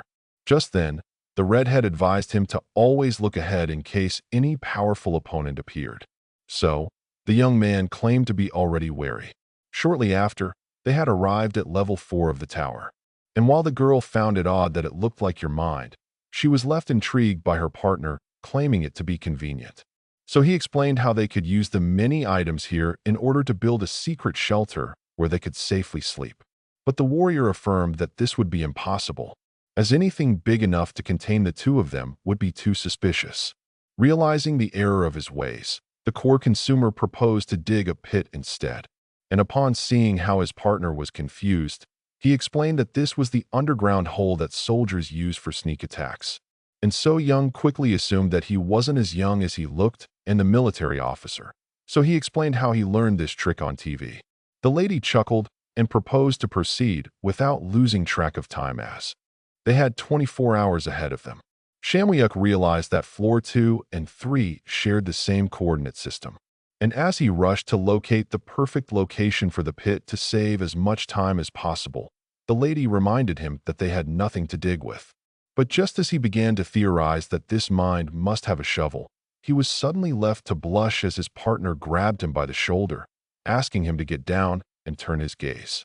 The protagonist tried to explain that he was startled, yet the lady urged him to look where she pointed. And so he did what she said and quickly noticed that there was a fallen dwarf in these mines. On So Young back 13, made to stay hidden. The core consumer who couldn't see well due to the dark explained how dwarves hunted impacts unlike this one, while the sword made them propose to stay hidden. She was then left shocked as the hero managed to perceive that the enemy wasn't with the group. The protagonist explained how he had the eyes of his good friend, that he only realized the potential as he had never hunted without light before. Chamu Hyuk was rendered with a sad expression as his late goblin friend managed to help him even in the mines. Seeing how this level had a dirt floor and that the monster possessed a shovel seemed very well placed to the point where it was odd. Yet, the Korean Wolverine pulled out his claws, claiming that they couldn't observe forever, as he and his teammate charged at the fallen dwarf in order to uncover the upcoming events. Shortly after, the protagonist was amazed by how light the shovel truly was, as it seemed pretty heavy in the hands of their last spray, according to him, as his partner urged him to dig the pit. Just then, the warrior pointed out that it was now time for his meal, but was left amazed upon seeing that he was a picky eater, seeing how dwarves look too much like humans. Having expected this reaction, the annoyed protagonist suggested to his happy partner to find a place to cook.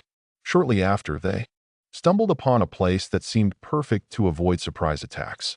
Chao Muku pointed out how they had spent half an hour on the fourth floor before starting to dig and instructing the girl on how to make her hole less suspicious, only for her to affirm that she knew what she was doing. And when asked about the desired duration of the nap, the good theme that 5 hours would be enough. The core consumer proposed to use some stuff in order to conceal the holes they just made. So, the lady proposed to use the nearby minecarts. So upon moving the items, our heroes were left satisfied as they had just made the perfect hiding spot that would have served as a great base if they didn't have to move every day.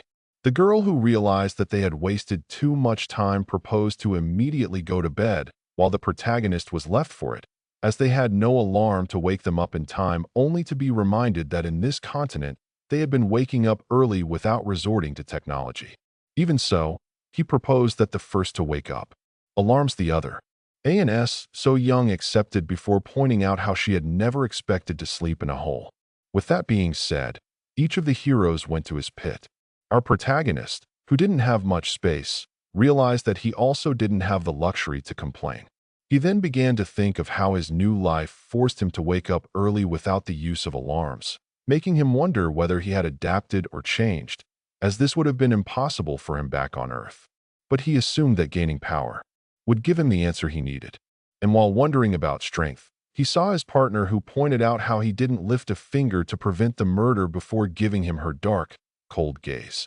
Suddenly, the protagonist woke up in a cold sweat due to this nightmare that left him with a feeling of unease.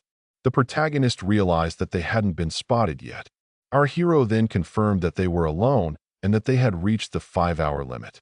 The young man began to complain about sleeping in a dirt pit to the point where he began to miss his hut. With that being exactly decided, he woke up the girl, and upon seeing how there was no response, he knocked once again, trying to wake her up, only to be met by a blade in the face. The confused young man asked for the cause behind this reaction. The girl took a small moment of silence. She explained how it was only natural for her to be ready at all times, and that the reaction of the angry boy meant that they were in the clear. With that being said, the two of them resumed their journey before confirming that they were alone once again. The lady expressed how amazing she was that the plan of her partner was actually effective, only for him to affirm that he was no fool. She then began to wonder about the monster that they would face, seeing how they were reset every day, while the protagonist claimed to be wondering about the tokens. After almost revealing his thirst for cores by accident, the girl teased him about one thing, monster hearts. And as the joke got on his nerves, the young lady began to chuckle. Shortly after, our heroes felt alerted. The protagonist began to wonder about the adversity and was left overjoyed, seeing how they were ramen soldiers. Yet, despite those being monsters that they already knew how to hunt, it would be difficult to take them on. They seemed to be more numerous compared to the last floor. This could endanger any adventure, according to the lady, as these creatures would be rather difficult to slay once they grouped up.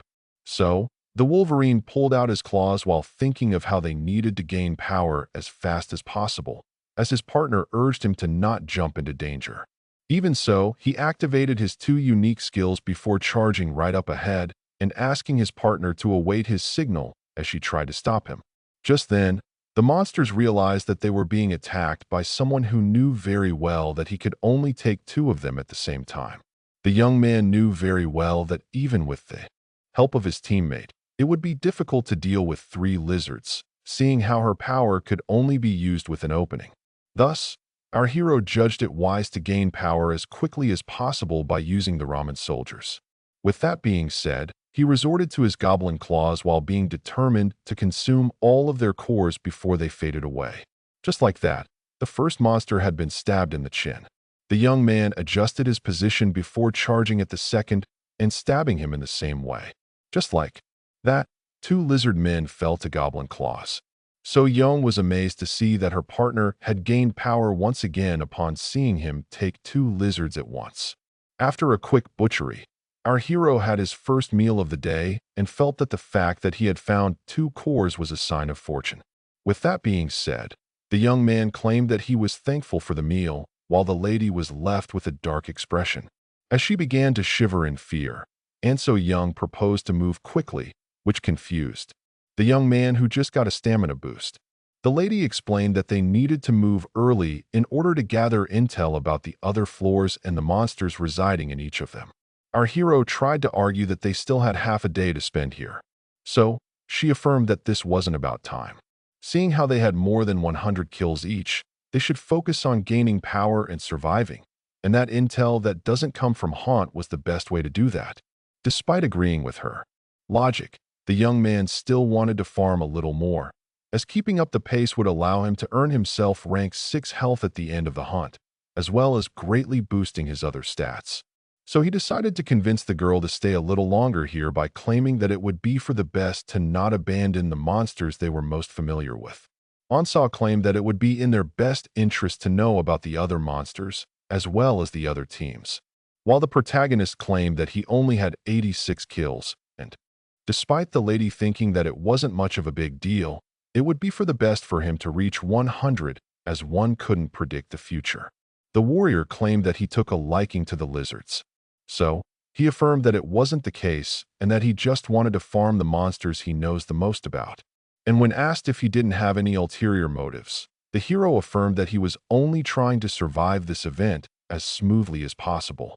The girl was left to think, and she claimed that he only needed a little time, leaving her with no choice but to agree on the condition of quickly leaving once he was done, as intel was crucial, seeing how things would keep on getting trickier. So Young realized that she was forced to accept as discord would only bring them harm. Shamwyuk, who realized that something was weird, began to fear the worst as his partner looked at him strangely. Shortly after, another lizard had been stabbed by none other than the protagonist. When asked if he had enough, he confirmed, leaving the lady angry, seeing how he had killed 17 more than needed and wasted 2 hours. The core consumer tried to argue that it was only natural, as they were perfecting their teamwork before bringing off the tokens to console the rushing lady. He also realized that he had lost control of himself due to his deep desire to level up, and so he was left to catch up as his partner charged up right ahead. Later on, the warrior tried to take a peek from behind the wall, only to find yet another lizard man, left her particularly angry as the hero charged up alone once again. Later on, his partner began to complain about how he had taken down 8 monsters while roaming the dungeon, and then she lashed out at him. Our hero claimed that he was only distracting himself with a small side quest. But just then he noticed something intriguing that he quickly pointed out to his partner, who assumed that it was another monster. But upon seeing it, she was left amazed as there was nothing here to be seen. Our hero asked her if this truly was the location of the staircase. As he recited the exact coordinates, the girl looked at her watch to confirm once again, and upon noticing that they had made no mistake, the both of them realized what had truly happened. As the enforcer didn't inform them about this, their cases changing locations every day, leaving them annoyed. The lady then looked at her watch, worried. The both of them realized that they were on the clock, and they didn't have time to waste on any enemy whatsoever, meaning that they should rush to the new location. With that being said, the lady charged up ahead once again without thinking much of it. The hero, disappointed by the wasted course and who was irritated by the enforcer, realized that it was urgent to locate the exit. Just then, they both spotted monsters at 12 o'clock, leaving them irritated as the encounter occurred sooner than expected. With that being said, the monsters charged at the heroes, who quickly diced them off before continuing the rushing search. And so, they kept on slashing their way into the 4th floor. And just as one of them was about to hit the lady, the creature was taken from behind by none other than the protagonist himself. The tired and So Young began to wonder about the location of the exit. So the hero urged her to not waver, as they had already spent 20 hours in this dungeon. The warrior assumed that the boy who got her so far possessed great stamina due to his class, while thinking of how reliable he was despite looking like a total. At the beginning, the protagonist, who grows at an amazing speed, already possessed great stats that rivaled hers. Yet now she feels as he was now far up ahead, seeing how he can take 2 Roman soldiers on his own. The warrior also realized that his strength must be a fruit of his diet, which left her frustrated at seeing how he wouldn't share the secret with her. This made her look at the gift he gave her and reflect, only then to be snapped back to reality by the protagonist as they had finally stumbled upon the stairs. While the hero pointed out how they needed to relocate the exit every day, his partner explained how this must have been done in order to confuse contestants. Seeing how everything resets daily and that contestants only had 24 hours to spend on each floor, those who couldn't keep track of time must be left confused. Sodium proposed to go to the next floor in order to gather some intel and asked the hero if he agreed with her. The protagonist then claimed that they should count time from the second they set foot on this floor before accepting to move on, which left his partner intrigued, having assumed that he still wanted to farm a little more. The warriors recalled the words of the hunter regarding one keeping his values and hope, making her wonder if these things truly existed in this continent. Even so, Ano Young decided to rely on her current power, the self, to gain in strength as she set this matter aside until she really pays the favor.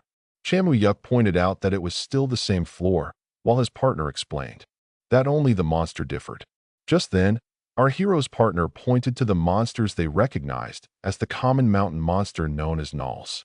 As the lady explained how challenging those monsters would be, seeing how they would call for backup, the hero proposed to avoid them and get to the second floor. The main reason behind this escape was the fact that the mountain monster didn't have any core, making him wonder if the lizards were the only ones. Our hero stated that each floor was home to a type of monster, meaning that there were 4 types in total, but the lady claimed that it was 5, counting the ice dwarfs. This made him wish that the 4th and last type would have course when suddenly our heroes heard a sudden sound. So Young asked the hero if he still wanted to go to level 2. Soy explained how this would be good for intel. Upon arriving at the second floor, as the hero pointed out the odd decoration, his partner was still wondering about the source of the sound. The core consumer proposed to locate the source. So his partner looked at the time and explained that they had a lot of time before the big reset before suggesting to explore this floor a little. So Young pointed out that they also needed to take a look at the other floors and that they couldn't waste time, which he agreed with.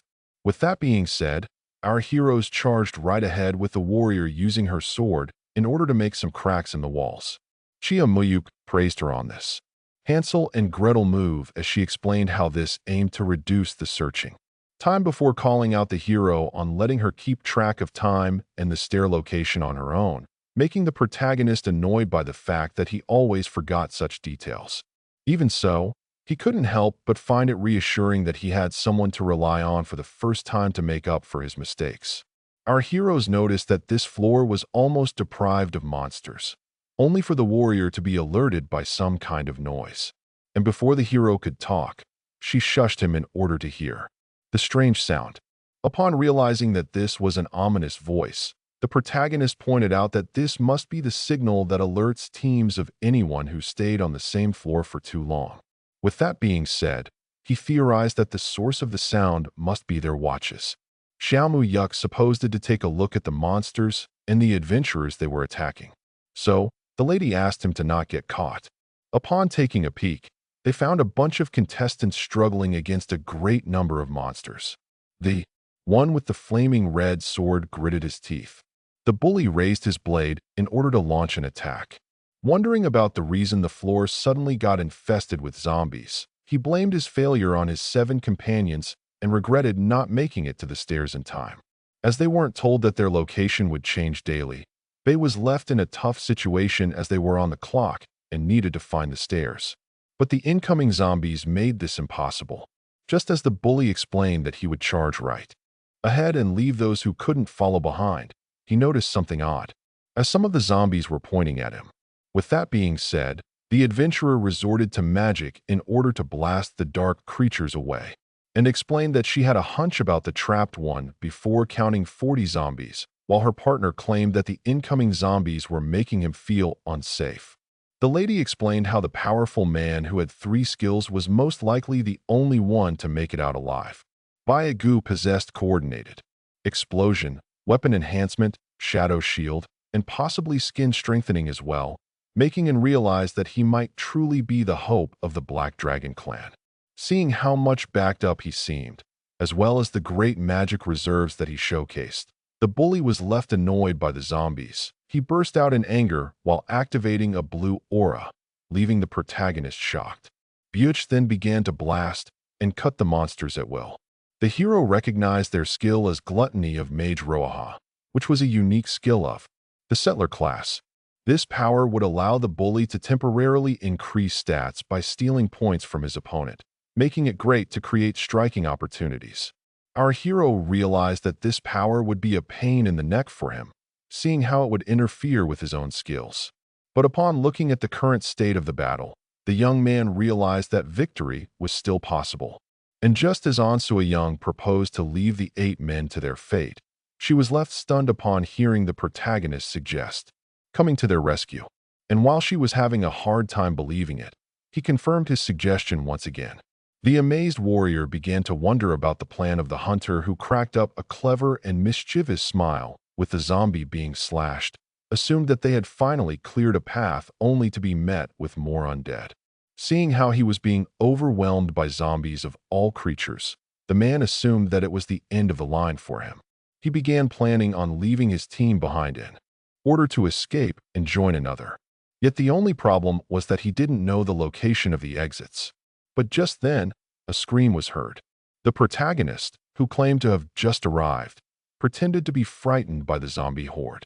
Seeing the new lucky arrival after being attracted by the sound most likely gave hope to the body, and so he offered the young man to become a part of his team if he faced the zombies away, only to be left annoyed by the hero's refusal, who faced death by zombies.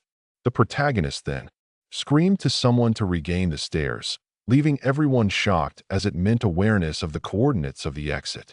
This detail also caught the attention of the other contestants, who followed the protagonist and urged him for help, only for our hero to turn to them and casually flip them over with a wide smile, leaving all of them particularly annoyed and shocked, especially the team leader, who tore his way through the zombies, determined to eradicate the one who mocked him in the most brutal way possible. Just like that, the party of adventurers made their way through the zombies. The angry team leader urged his team to move at once. The headache caused by his simultaneous activated skills was overshadowed by his unyielding rage, and so he tore his way through the zombies.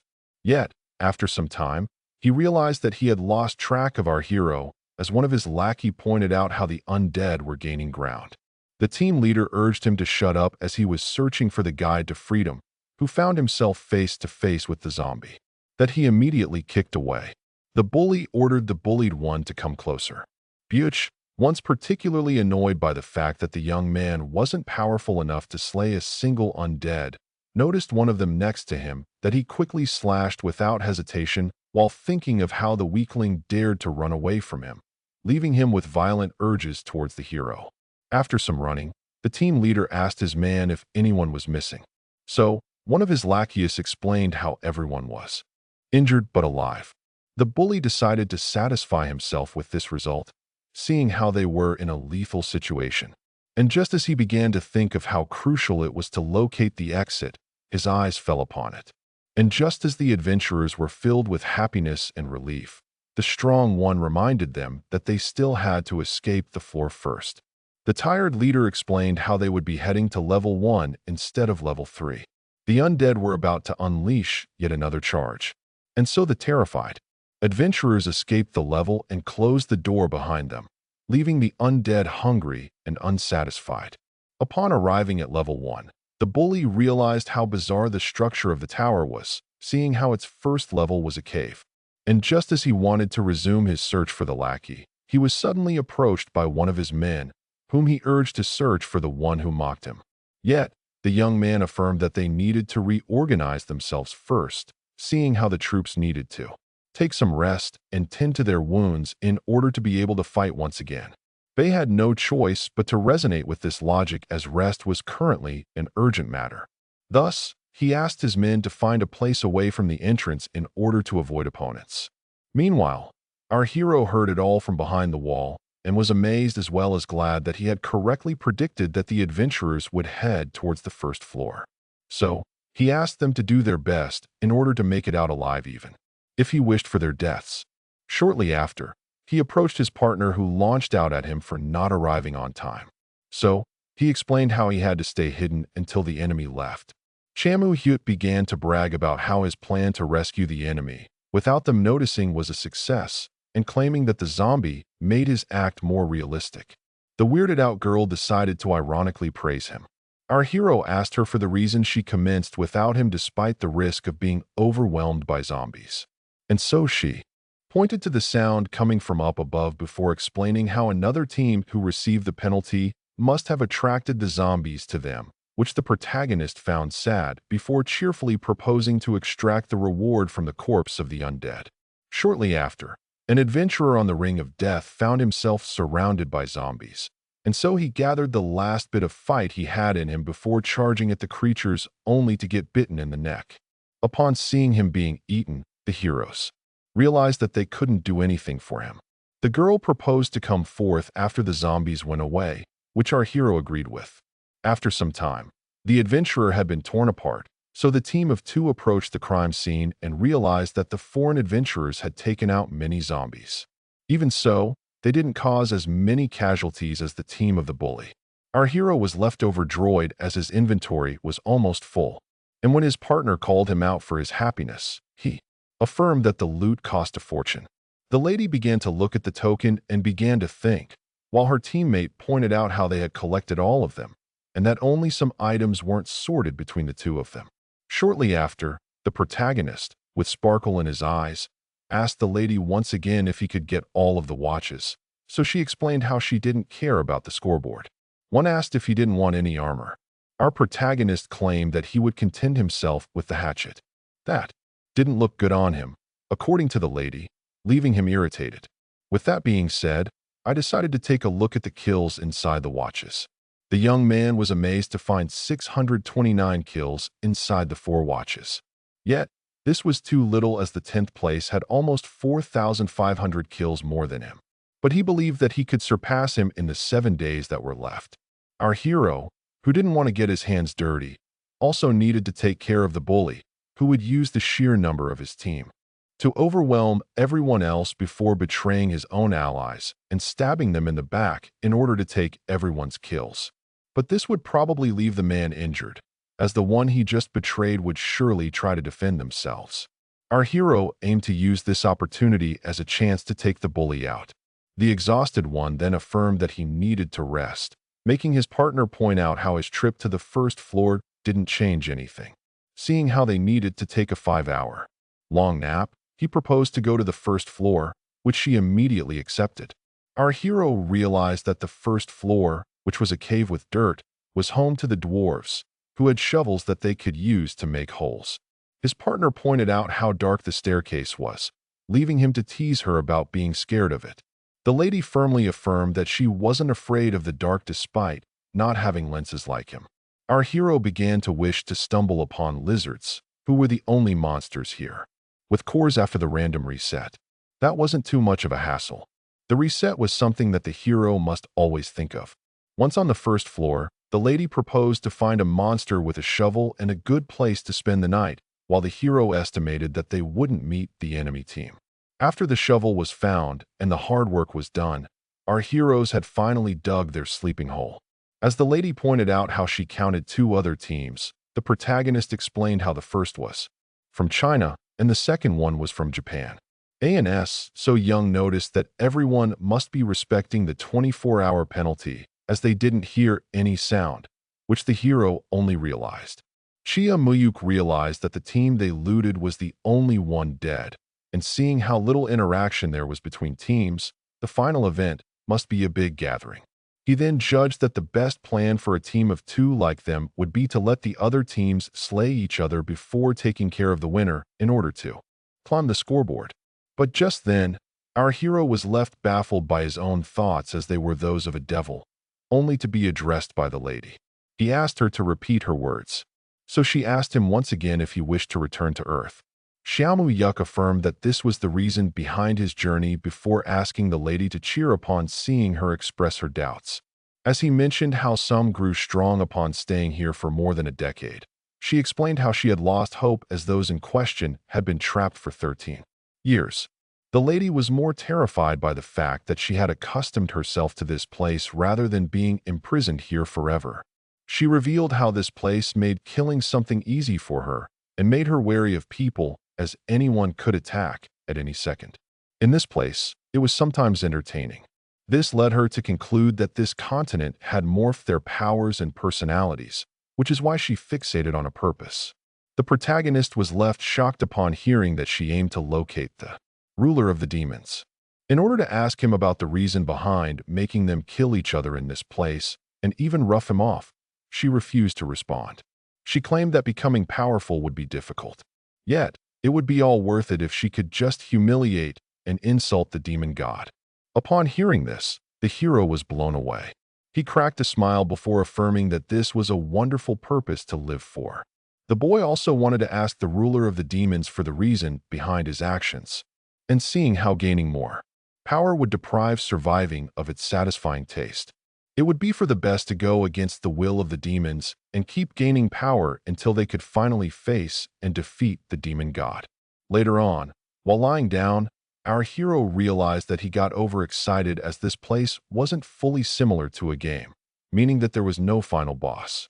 Only one thing was certain, and it was the fact that everyone here would eventually change and adapt to the idea that death was a part of this world. He was also aware of the reason behind his partner revealing her dreams.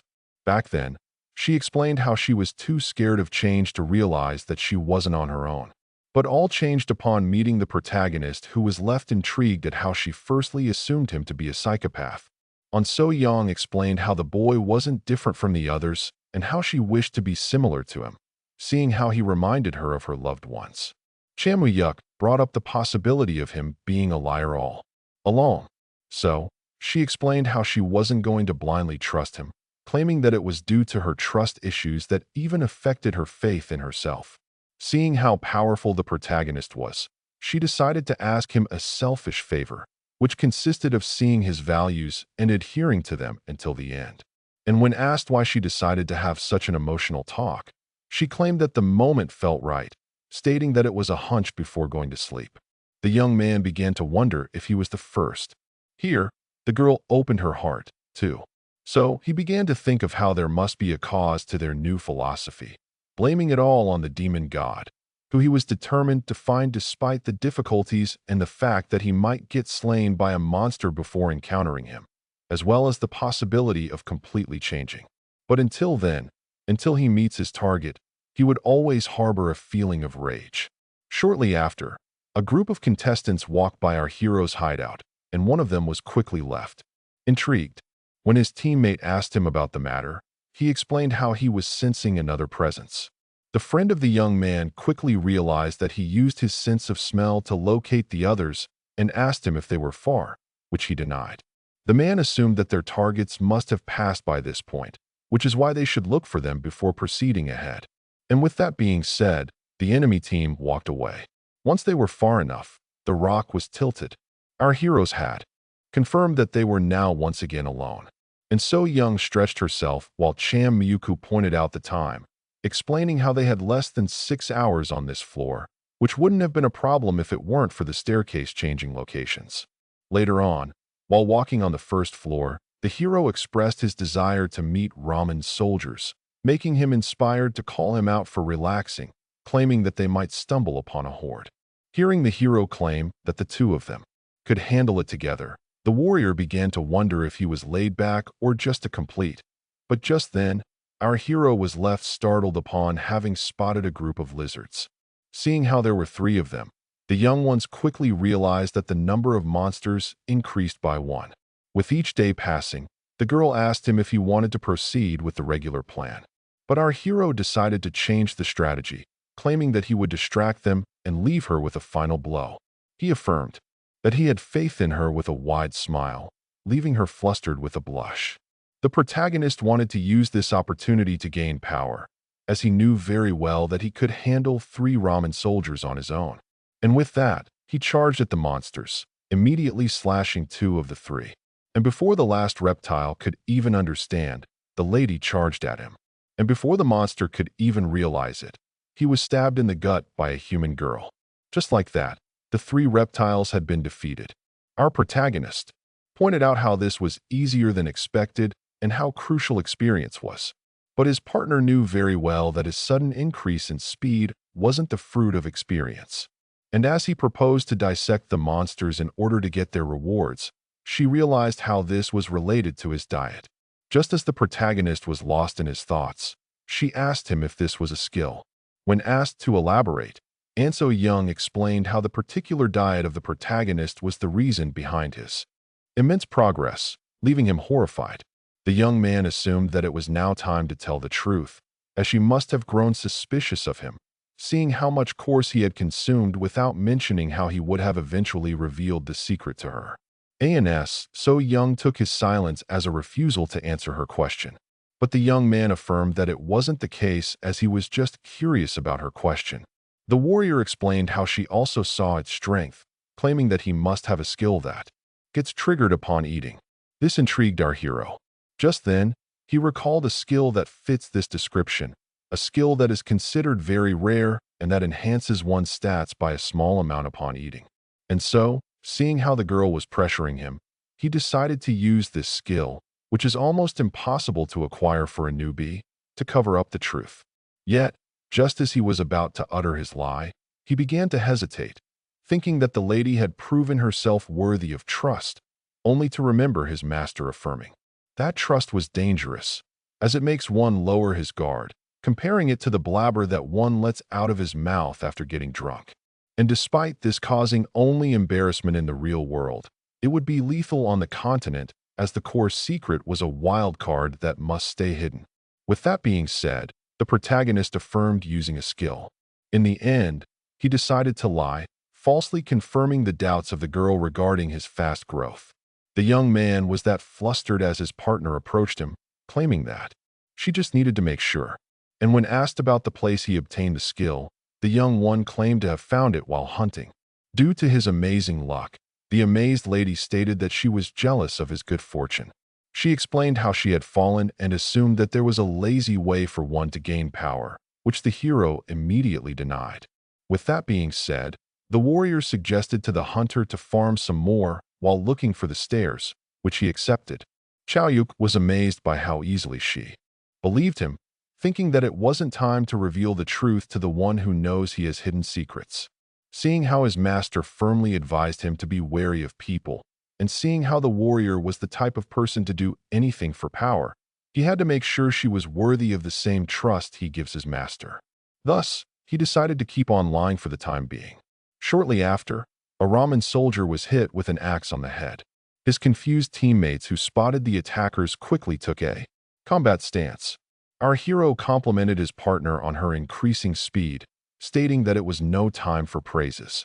Shortly after, our hero opened the lizard in order to grab the core that he wanted, and upon consuming it, he realized that his stamina was now off rank 6, moving him very much overjoyed. The young man that he hated his suddenly lack of fatigue to the fact that his stamina had finally leveled up, thinking that this was some kind of after effect. Meanwhile, his partner, who looked tired, claimed that they should hurry and locate the exit, which the protagonist agreed with. Shamwyuk, who felt as if he didn't need any sleep, began to search for the exits and quickly located it. He was also happy to see that they had 10 hours left in the dungeon, meaning that they had time before the location was given out. So he excitedly proposed to farm some more. But the girl said that she needed to rest as she was just a marauder who couldn't hear after having a meme. She then explained that she had many hearts, and that she needed to sleep, making him apologize and suggest taking some rest on another level. Once on the stairs, Chia Muyak proposed to head to floor 4 as it was the most comfortable for sleeping. The young man realized that he had been selfish by hunting with no regard to his partner. Once on the desired level, the hunter began to wish for the presence of the reptiles in it, complaining that they should spawn more. With everything being set for the nap, the girl explained that she desired to sleep more than 5 hours, claiming that she would need 7 hours in order to match the fast-growing protagonist. With that being said, each of them went inside their respective holes before bidding each other goodnight. Once inside, the young man found himself full of energy. So, he decided to go outside for farming while keeping an eye open. While walking down the mines, he began to think of how rank 7 could only affect skills of the same rank, meaning that only stamina wouldn't be affected by the hunt. Xiaomu Hyuk decided to take this chance to increase his slow-evolving magic power, seeing how Rush had a much smaller reset time. Now, just then, he stumbled upon a colony of fallen dwarfs. And just as he decided to use stamina points to increase his other stats, something went wrong, leaving him horrified as his unique skill wasn't working on his rank 6 attribute. Our hero still couldn't grasp the problem, only to be then spotted by the monsters, which left him alerted as all of them charged at him at once. The young man was left in a tough situation, and so despite not knowing why his skill glitched in such a manner, he decided to use this chance to measure his progress without his skill. That being said, monster and hunter charged at each other. One of the dwarves performed a quick slash that the protagonist evaded by a hair, and so the swift counterattack. 2 dwarves were easily decapitated. The hunter launched himself away from the final one before jumping back and closed first. And just like that, the 3 monsters had been entirely apprehended. Shamwyuk was first relieved as the fact that only 2 of them were using real weapons made the task possible. He also noticed that he could only take 3 dwarfs at once, meaning he had to enhance his fighting style without the use of skills. Even so, the hero wanted to know what was happening as his fights would become a lot more difficult without the camouflage of the jewel lizard. Only then did he realize that this skill allowed him to tamper with the points of stats of the same rank. Forgetting this little detail made him feel like an idiot. The unique skill didn't work on stamina as it was the only rank 6 stat he had, which would make things more difficult, seeing how much he used to rely on his points. He also didn't want to bother his partner too much. So, he decided to go solo for a short while, relying on his skills. And despite his wish to look for the lizard people once again, he would be rendered in a critical situation a few stumbles upon an enemy team while on his own.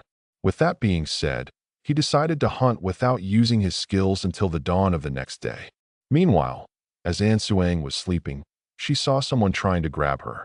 Upon seeing this, she quickly kicked him in the family jewels, leaving him in agony as she began to run away. But just then, the girl was grabbed by the arm by the aggressor who pulled out his weapon, and with no way for her to move, she was about to get stabbed, only to wake up. With that, the lady opened her eyes in cold sweat as her partner claimed that she had slept for too long and that he was going to open the pit. She affirmed that she would come out shortly.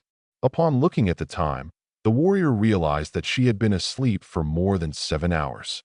And So Young asked her partner how much sleep he got, to which he replied, "None," leaving her shocked as he explained how he just couldn't shut his eyes. The young man began to brag about his time in a going up rank, claiming it to be the reason behind his exhaustion suddenly disappearing. This left the girl even more baffled, and when asked when this stamina evolved, the hero affirmed that it did while they were hunting.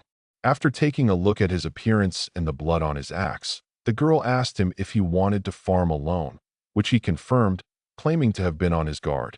He then began to explain how the monster was still appearing in packs of 3, and that this time it was the ramen soldiers, leaving her filled with frustration.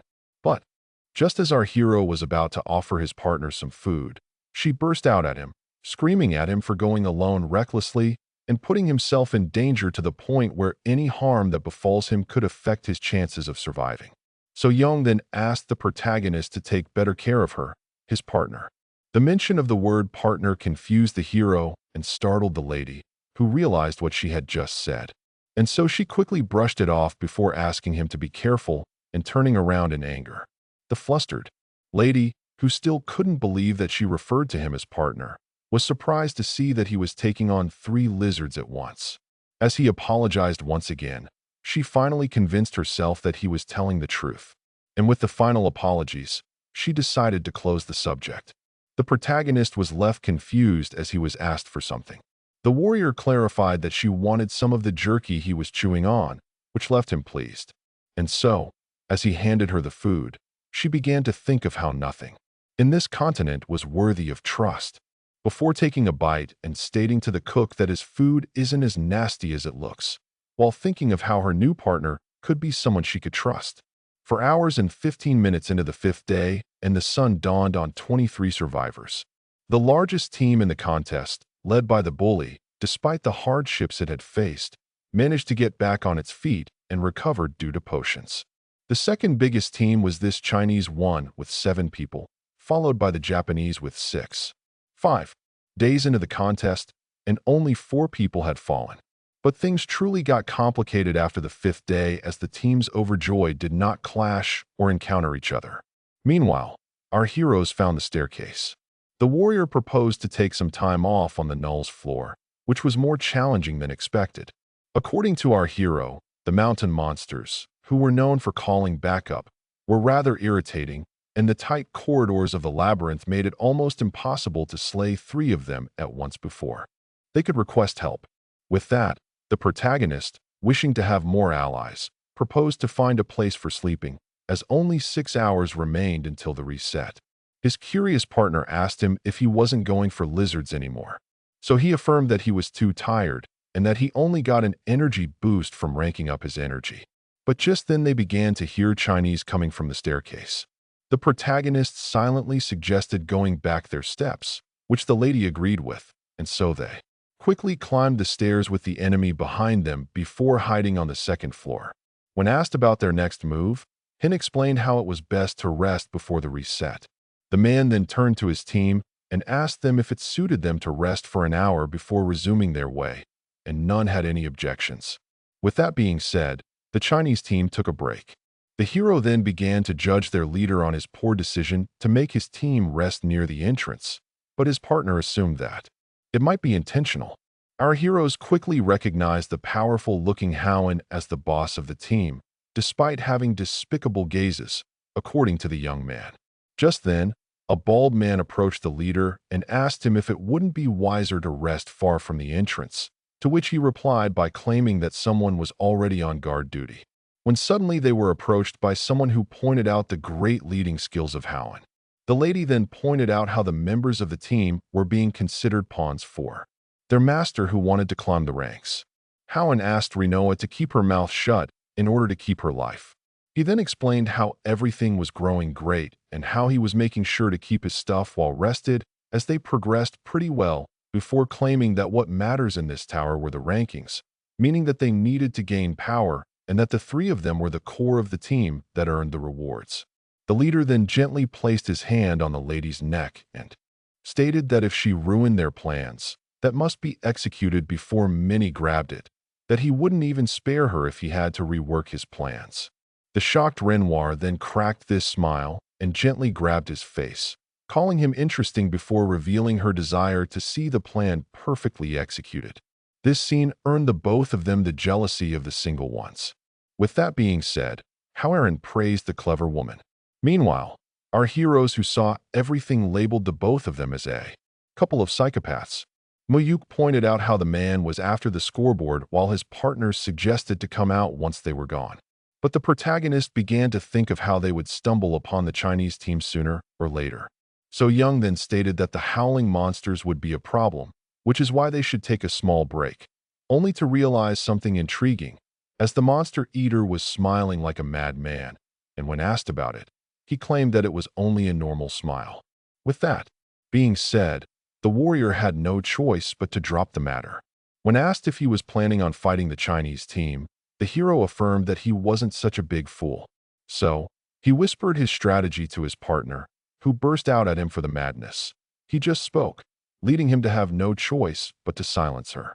Chia Miyuk explained how they were bound to meet this teen who would kill anyone in their way, seeing how they were focused on the rankings and their leader would be annoying due to his strength and intelligence, meaning that his plan required the dog-like monsters would be perfect to gain the upper edge.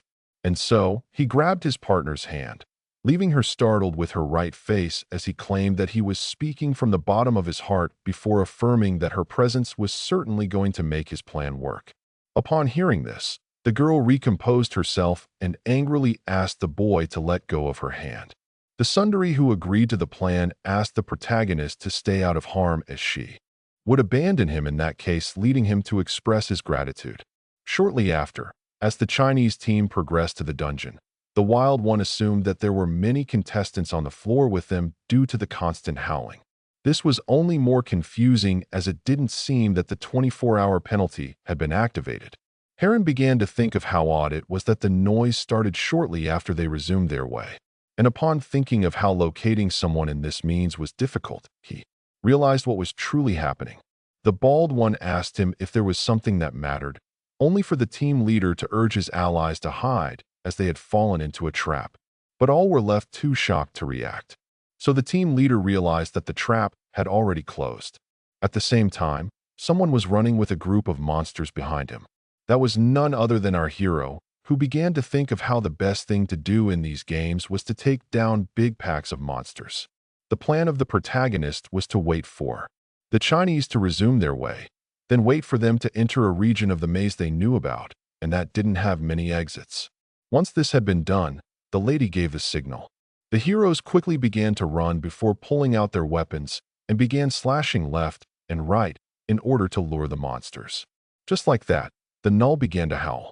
Was a girl having marked the walls and memorized the area, she would be needed for this plan that required quickness and a great knowledge of the map.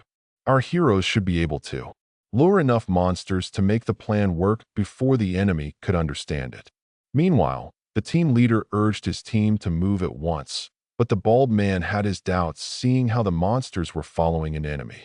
Yet, Howen affirmed that the monster noises were getting closer, meaning that someone was guiding the monsters to their location, and before they could even react, the trap had already closed. The Chinese were left shocked as the protagonist rushed in, screaming for help with a monster horde following him. This left the Chinese confused, and so they urged the young man to get out of here as he rushed towards them. The team leader knew very well that the protagonist was luring the monster towards them intentionally, followed by the few monsters that would attract the others. And just as he urged his team to escape as fast as possible, ANS So Young came running with more NLES.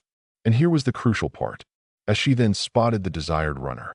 Yet, as the Chinese began to argue about their next course of action and panic, Wolverine suddenly passed through them and charged at one of them before slashing his weapon past him and running away with a speed that amazed Hal.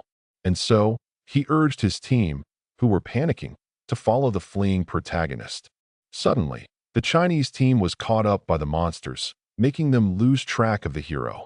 And just like that, the adventure found themselves surrounded by the dogs. Even so, Howaren urged the German to fight until the end, screaming that they should forcibly carve their path to the exit. The couple then asked each other to stay alive.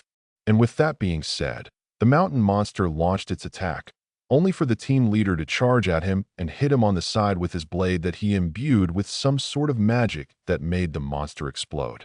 Hauer and urged the German to put on a show of fight. All contestants tried to fight their way out through the horde of nulls. Meanwhile, our heroes waited patiently at the gate and then quickly noticed that the Chinese couple had arrived earlier than expected.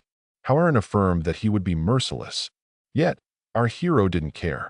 A little earlier, the man found himself tired.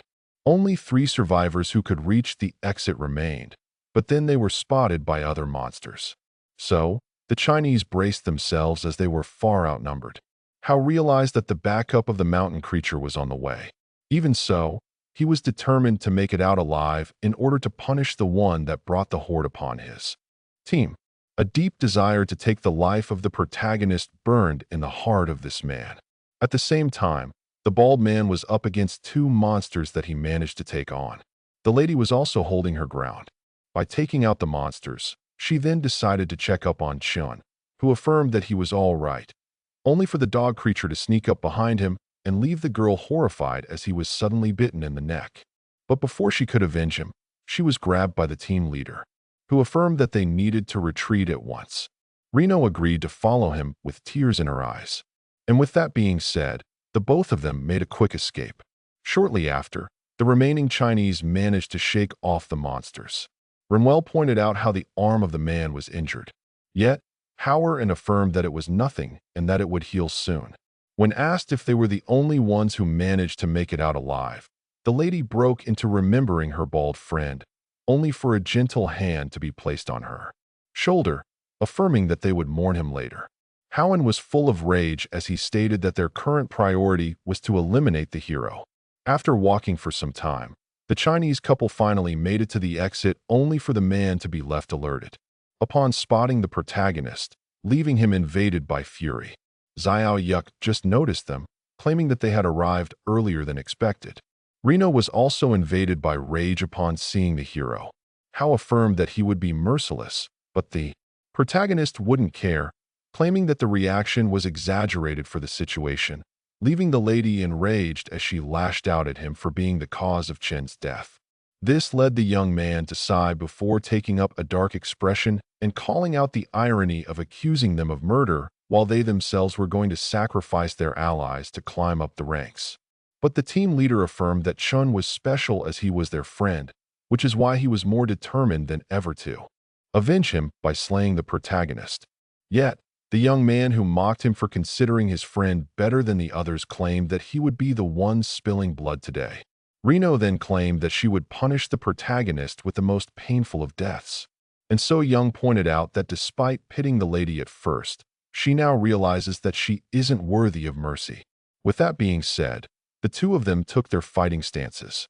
As the grieving one charged at the warrior with a swing that she almost failed to evade, Renoir began to scream at the marauder who asked her to keep her mouth shut while fighting. The protagonist was amazed by the sword skills of his partner, claiming that he would have crushed him back on Earth. Hao then asked about his identity, seeing how he only took the Japanese team and the largest squad into consideration.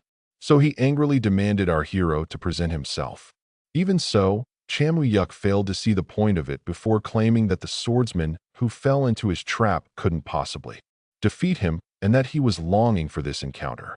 Hao didn't deny the fact, affirmed that the strategy of the young man was bound to fail and that he was eager to explain the reason behind it. Just like that, goblin nails clashed with steel. The two men expressed how each of them was surprised by the strength of the other, only for the Japanese to push the Korean away with his sword before charging at him with a deadly slash that our hero evaded at the last second. The both of them then redirected their weapons in order to bombard each other with a marriage of attacks. Realizing that his opponent, despite being weakened, was still someone powerful who knew martial arts, Howen pointed out how the protagonist lacked mastery of his weapon that he got from the movies and only relied on his brute stats.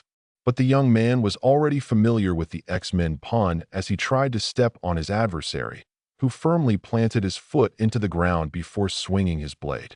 The Chinese sword went right between the Korean claws. Yet, just before they could reach the hands, the protagonist twisted his fist in order to trap the sword and give himself a striking opportunity. With that, he launched his cross towards his opponent's face, only for the swordsman to duck the lethal head, leaving the core consumer shocked. Howen then kicked the protagonist in the face before trying to cut him down. But just then, he blocked the blade with his left arm and injured his opponent with the right one. With that being said, Howen firmly grasped his sword and unleashed a tempest of slashes that the young man barely managed to avoid.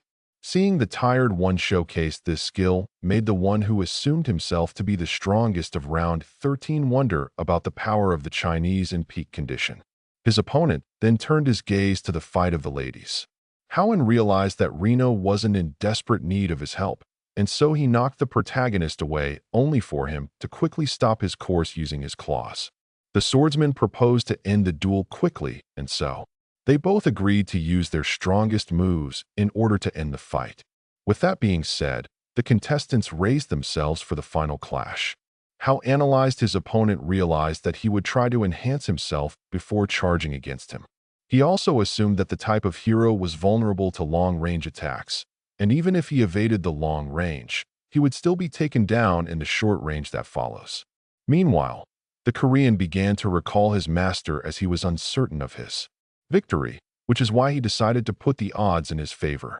With that being said, he realized that he was left with only one option, and so each of them charged at the other for the final clash.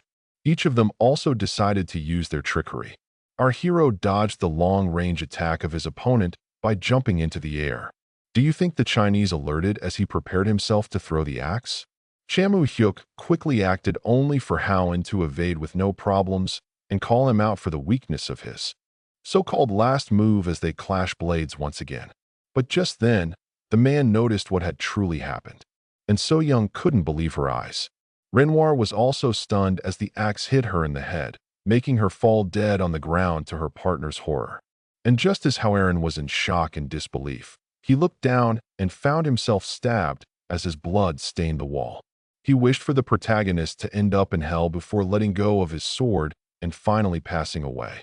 Chia Muyuk affirmed that he was already there as he was in the lowest point he could ever reach.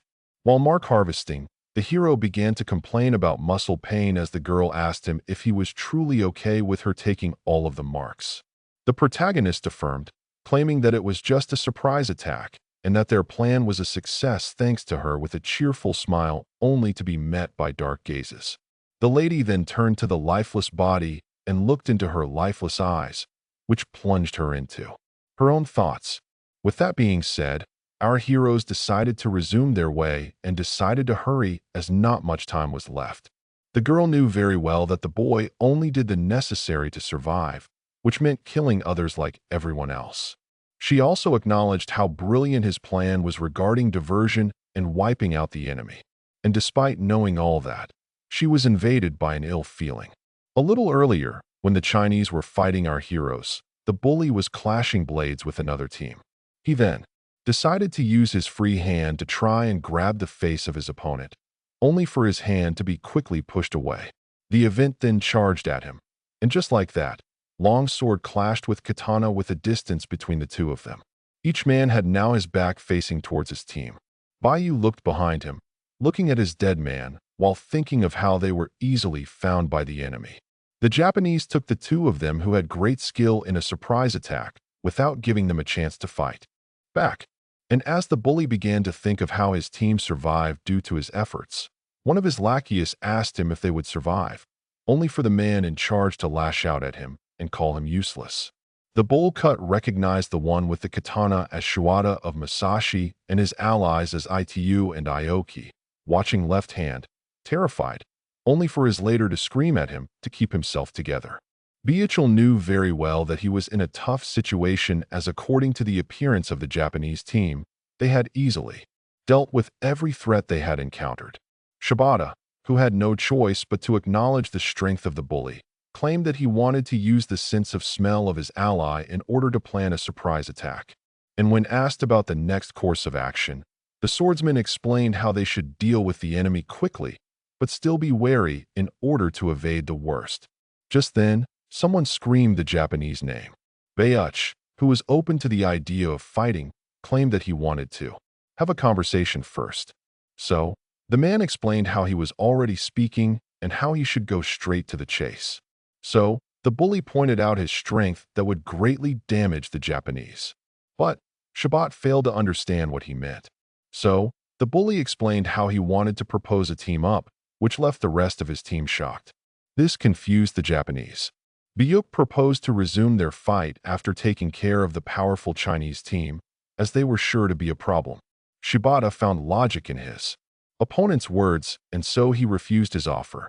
The bully was left shocked. The Japanese explained how he had heard stories about his opponent who was sure to betray him in the end, which is why he wanted to keep on fighting, and so the Korean took his stance as he accepted to resume the battle with a man who surprised him with his craziness. The Japanese asked him to shut up. Bayuch decided to give instructions to his team, explaining how he would be fighting Shibatata and it leave the rest of the Japanese to them before affirming that he would personally eliminate anyone who defies him. And just like that, the two teams charged at each other. A butterfly pin was handed. The girl asked the boy about the time he got it. The protagonist affirmed that such items would not suit him, which convinced his partner, who accepted the gift with a small blush on her face. So Young was surprised to see something pretty on the continent that she decided to accept despite the weak stats.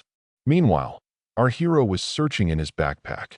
Chama Hyuk decided to check the many items that they had collected despite the many more that they had wasted. He was now in possession of a skeleton and a leather belt that he should evaluate later on.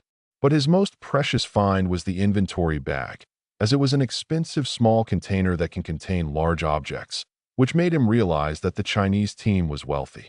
And by taking their kills for himself, he was now in possession of more than 3,000 kills and needed 2,500 more in order to appear on the scoreboard. Our hero then cracked a creepy smile upon thinking of how the tower tokens he earned amounted to 3 million points only to be poked by his partner. The young man assumed that it had to do with his creepy smile only for the girl to put on the hairpin, leaving him surprised.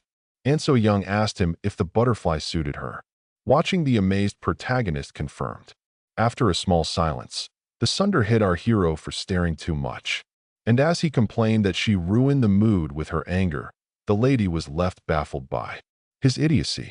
With that being said, she decided to go to sleep, claiming to have been exhausted by this day as the protagonist told her to do so instead of pushing him aside. Shortly after, under the rock, the girl was left to think as she played with her new accessory. Upon remembering the smile of the protagonist, the Suinra couldn't help but find him rather irritating. Meanwhile, the bully was annoyed by the fact that his team had been wiped out. He, who underestimated the Japanese, realized that he had survived by pure chance and that he was now powerless to fight back. Biol, who was exhausted, was now forced to find a way to evade the 24-hour penalty. So, he decided to help himself with the medicine he had on him and keep a low profile while searching for the exit. The bully, we remembered our hero, decided to avoid monsters as much as possible. The man was greatly irritated by the fact that he was reduced to hiding, which is why he was more determined than ever to slay all other contestants and be the only survivor left. Meanwhile, on the third floor, where the Japanese team was resting, the staff user claimed that she wanted revenge. The team leader affirmed that they needed to rest, but the one with long hair was still determined to get revenge. Shabat reminded our plan to occupy the stairs to the final floor on day 9 and slay anyone who dares to enter. Aoki explained that this would be an issue as the Chinese team would certainly become a problem, as well as the bully who they might not get the chance to eliminate. Aoki was pretty pissed off as the grand plan made them lose 3 of their allies in Bay to get out of dear friend smell range, which is why he wanted to avenge his allies. The leader let out a small laugh before grabbing his subordinate by the collar and calling him out for his insolence. He explained that they might not find their targets if they start searching and that if Aoki wanted justice, he should go on his own. And since he was afraid to do so, he should stay silent. And so, the staff user expressed her disappointment, claiming to be stronger than her team leader. Yet, just as the situation was about to escalate further, the third one had no choice but to stop them, explaining that it was crucial for them to stick together. The smeller then turned to his friend and reassured him that he would notify him if the Korean man popped up before affirming that they should all get along as they were the strongest team. With that being said, the staff caller freed herself and began to walk away, stating that they should find a good place to rest. Shabat called her out for her Yakuza-like attitude despite being a gym teacher on Earth, but the smaller affirmed that her sense of fraternity wants to be acknowledged, not judged. The team leader affirmed that he wanted the Korean dad as well. Time was passing as the set Korean did his best to keep a low profile and keep on the routine of finding the exit, waiting for the reset, and searching for the exit again. Despite the Japanese finding some leads on him, they were still unable to track him down as there was no true way to locate any enemy, which is why everyone was on the brink of panicking. With that, day finally set. At the same time, our heroes found the stairs to be clear, and so Young angrily claimed that she would have loved going to another floor before the reset time if it wasn't for a lizard lover. Yet, the protagonist didn't regret it as all of his stats except magic had ranked up. This left him very satisfied and surprisingly sad that they only had 2 days left. And this XP mine. When suddenly, just as day 9 arrived, the ground began to tremble. A hole suddenly appeared under our hero's feet, which led to a long fall. The protagonist began to curse the enforcer, who must have kept yet another rule as a secret from them. Meanwhile, in the dark abyss, where Carol was residing and peacefully listening to music, he suddenly noticed something and that his prank would soon come to an end as the force hunt was almost over. So he decided to check the number of survivors. The enforcer realized that there were many fewer survivors than predicted, meaning that the teams must have fought each other quite a lot. He then decided to check the watches and discovered that the Japanese leader had 10 and the hero had 11, meaning that they took all the watches of their teams. The demon was also pleasantly surprised with the results of the protagonist, seeing how he had acquired more watches than his bully. And so I decided to increase the number of deaths by making the contestants kill each other to the point where there is nothing left, which made him let out a malefic laugh. Back to our fallen heroes. They were shocked to see that despite the pain, they didn't take much damage from what seemed to be a lethal fall. As the protagonist pointed out how they had returned to level 1, the girl was left angry as day 10 still hadn't arrived.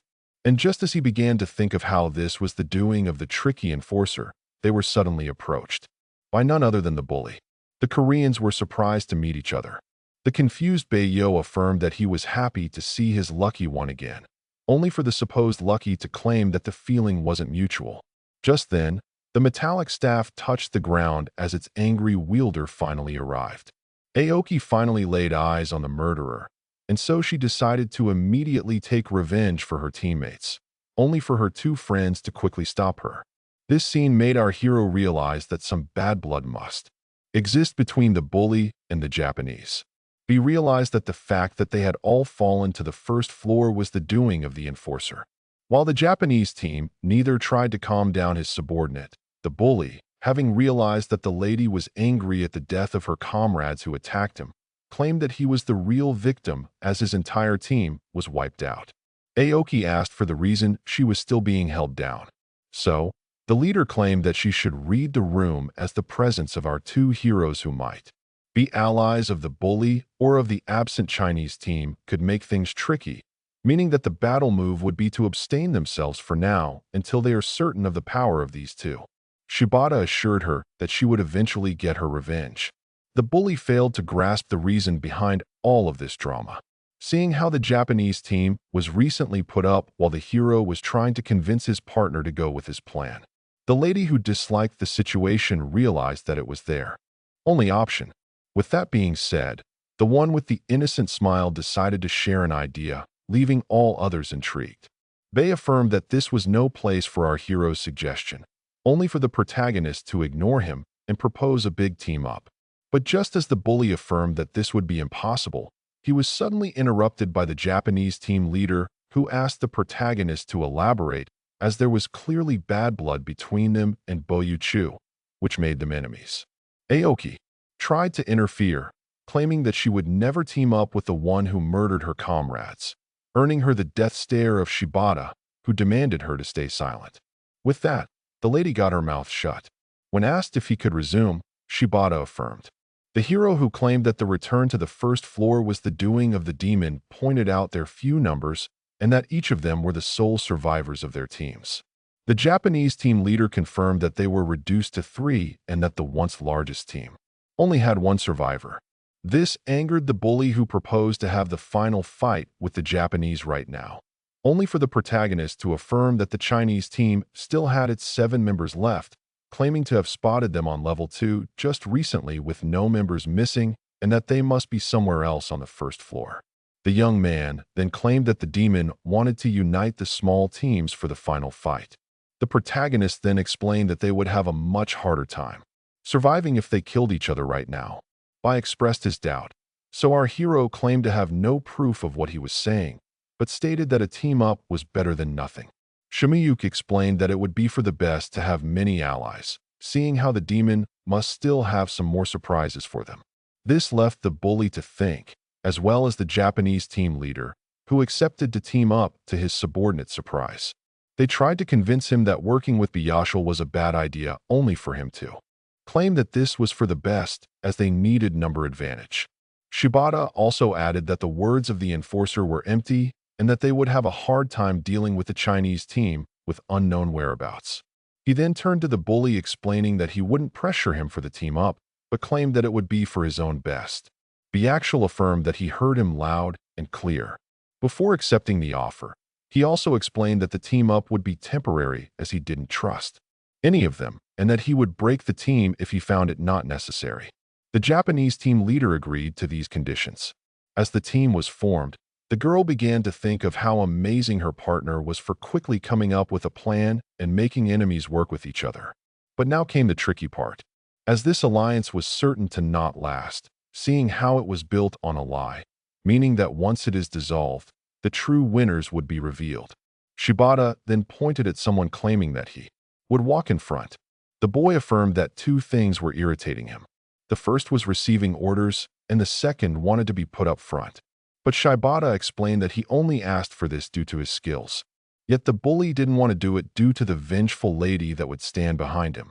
But her leader affirmed that she would be harmless. Shibata then explained that it was only natural for him to give orders as his team was the biggest of the entire alliance. With that being said, he decided to initiate a vote regarding whether Bayuch should take the front. And with 5 hands being raised, it was decided.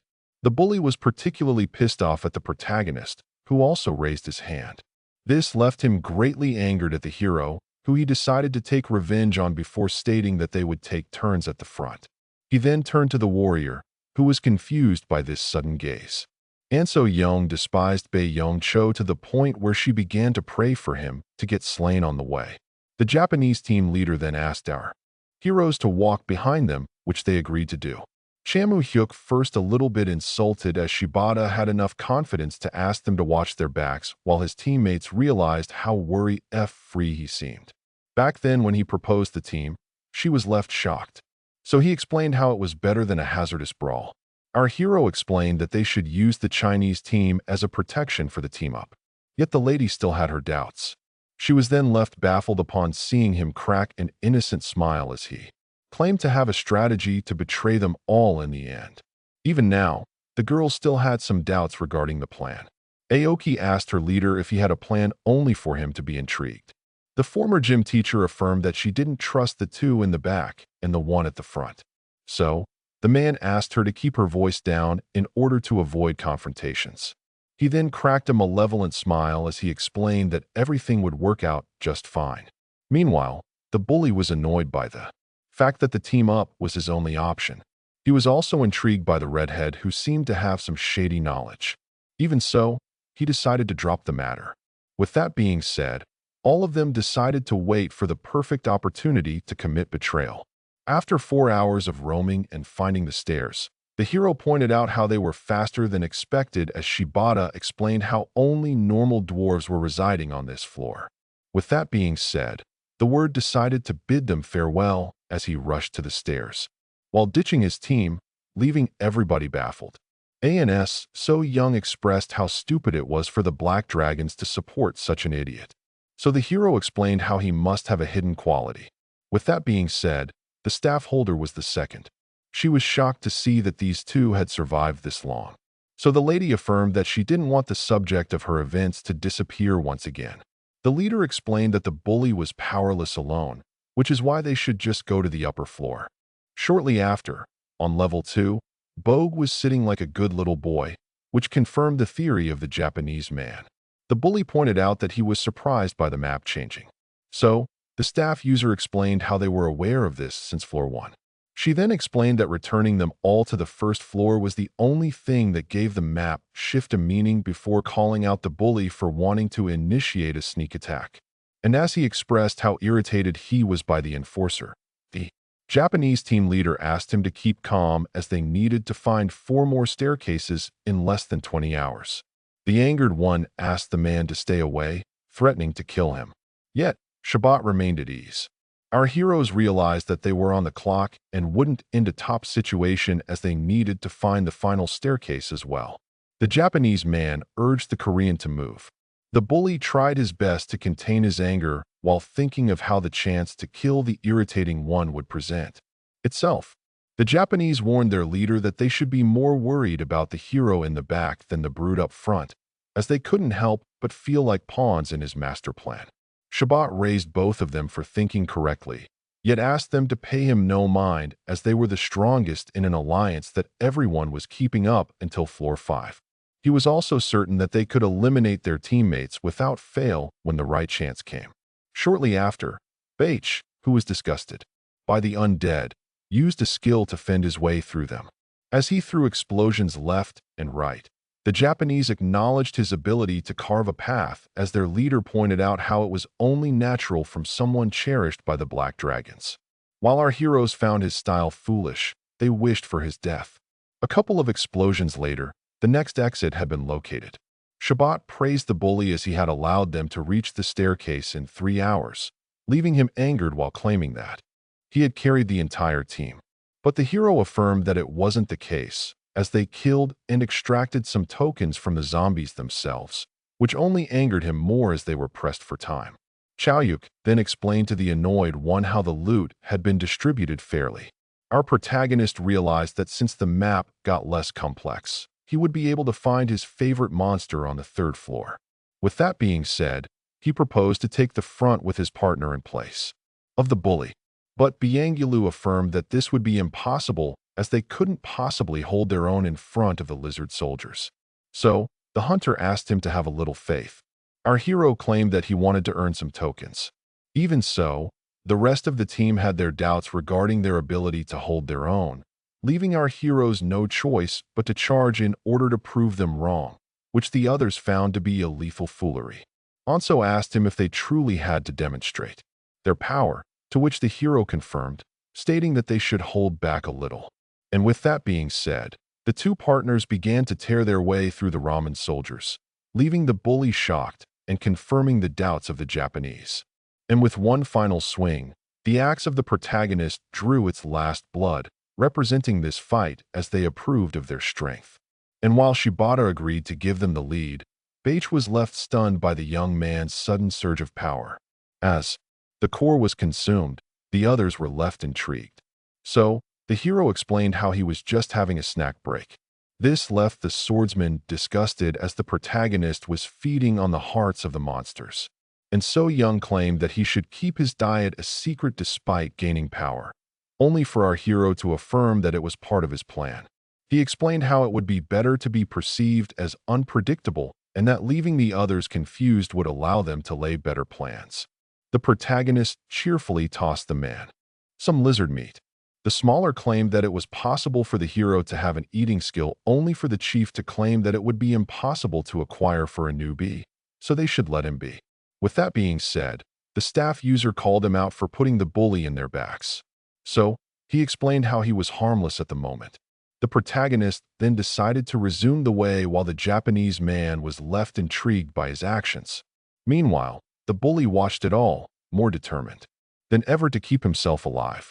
As Xiao Yuk explained that they cleared the floor in 4 hours, the Japanese man explained how they would have been quicker if it wasn't for his quick snack break. Our hero claimed that he was too hungry. Yet, in reality, he had no use for cores anymore. Since all of his stats were now rank 6, he would need cores of the same rank to make them evolve. Thus, the cores of the lizard men of rank 7 were now useless. Even so, the remaining survivors were still pretty strong, which is why he decided to lower them to his level. Chia Muyu planned on playing with their minds and instigating them to the point where he could slay all of them in order to become number 1. His partner watched in silence as he cracked yet another evil smile. Once on the 4th floor, Shibata decided to discuss some details, as the untrustworthy enforcer claimed that the antonyms of the last floor would appear on the last day, meaning that they might still not have appeared yet. And so he proposed the team scatter for the search, while still being wary of the Chinese team, who was nowhere to be seen. With that being said, all began to search for the final staircase. Our heroes went to search together, as well as the Japanese, while the bully roamed alone. After 7 hours of searching, the staircase was still nowhere to be seen. This made them wonder if they should keep searching. Shabat turned to ITU asking him if there was still any unexplored area, but the man affirmed that they had roamed the entire floor. And when asked if he had some kind of mapping skill, the smeller explained how he had a good nose.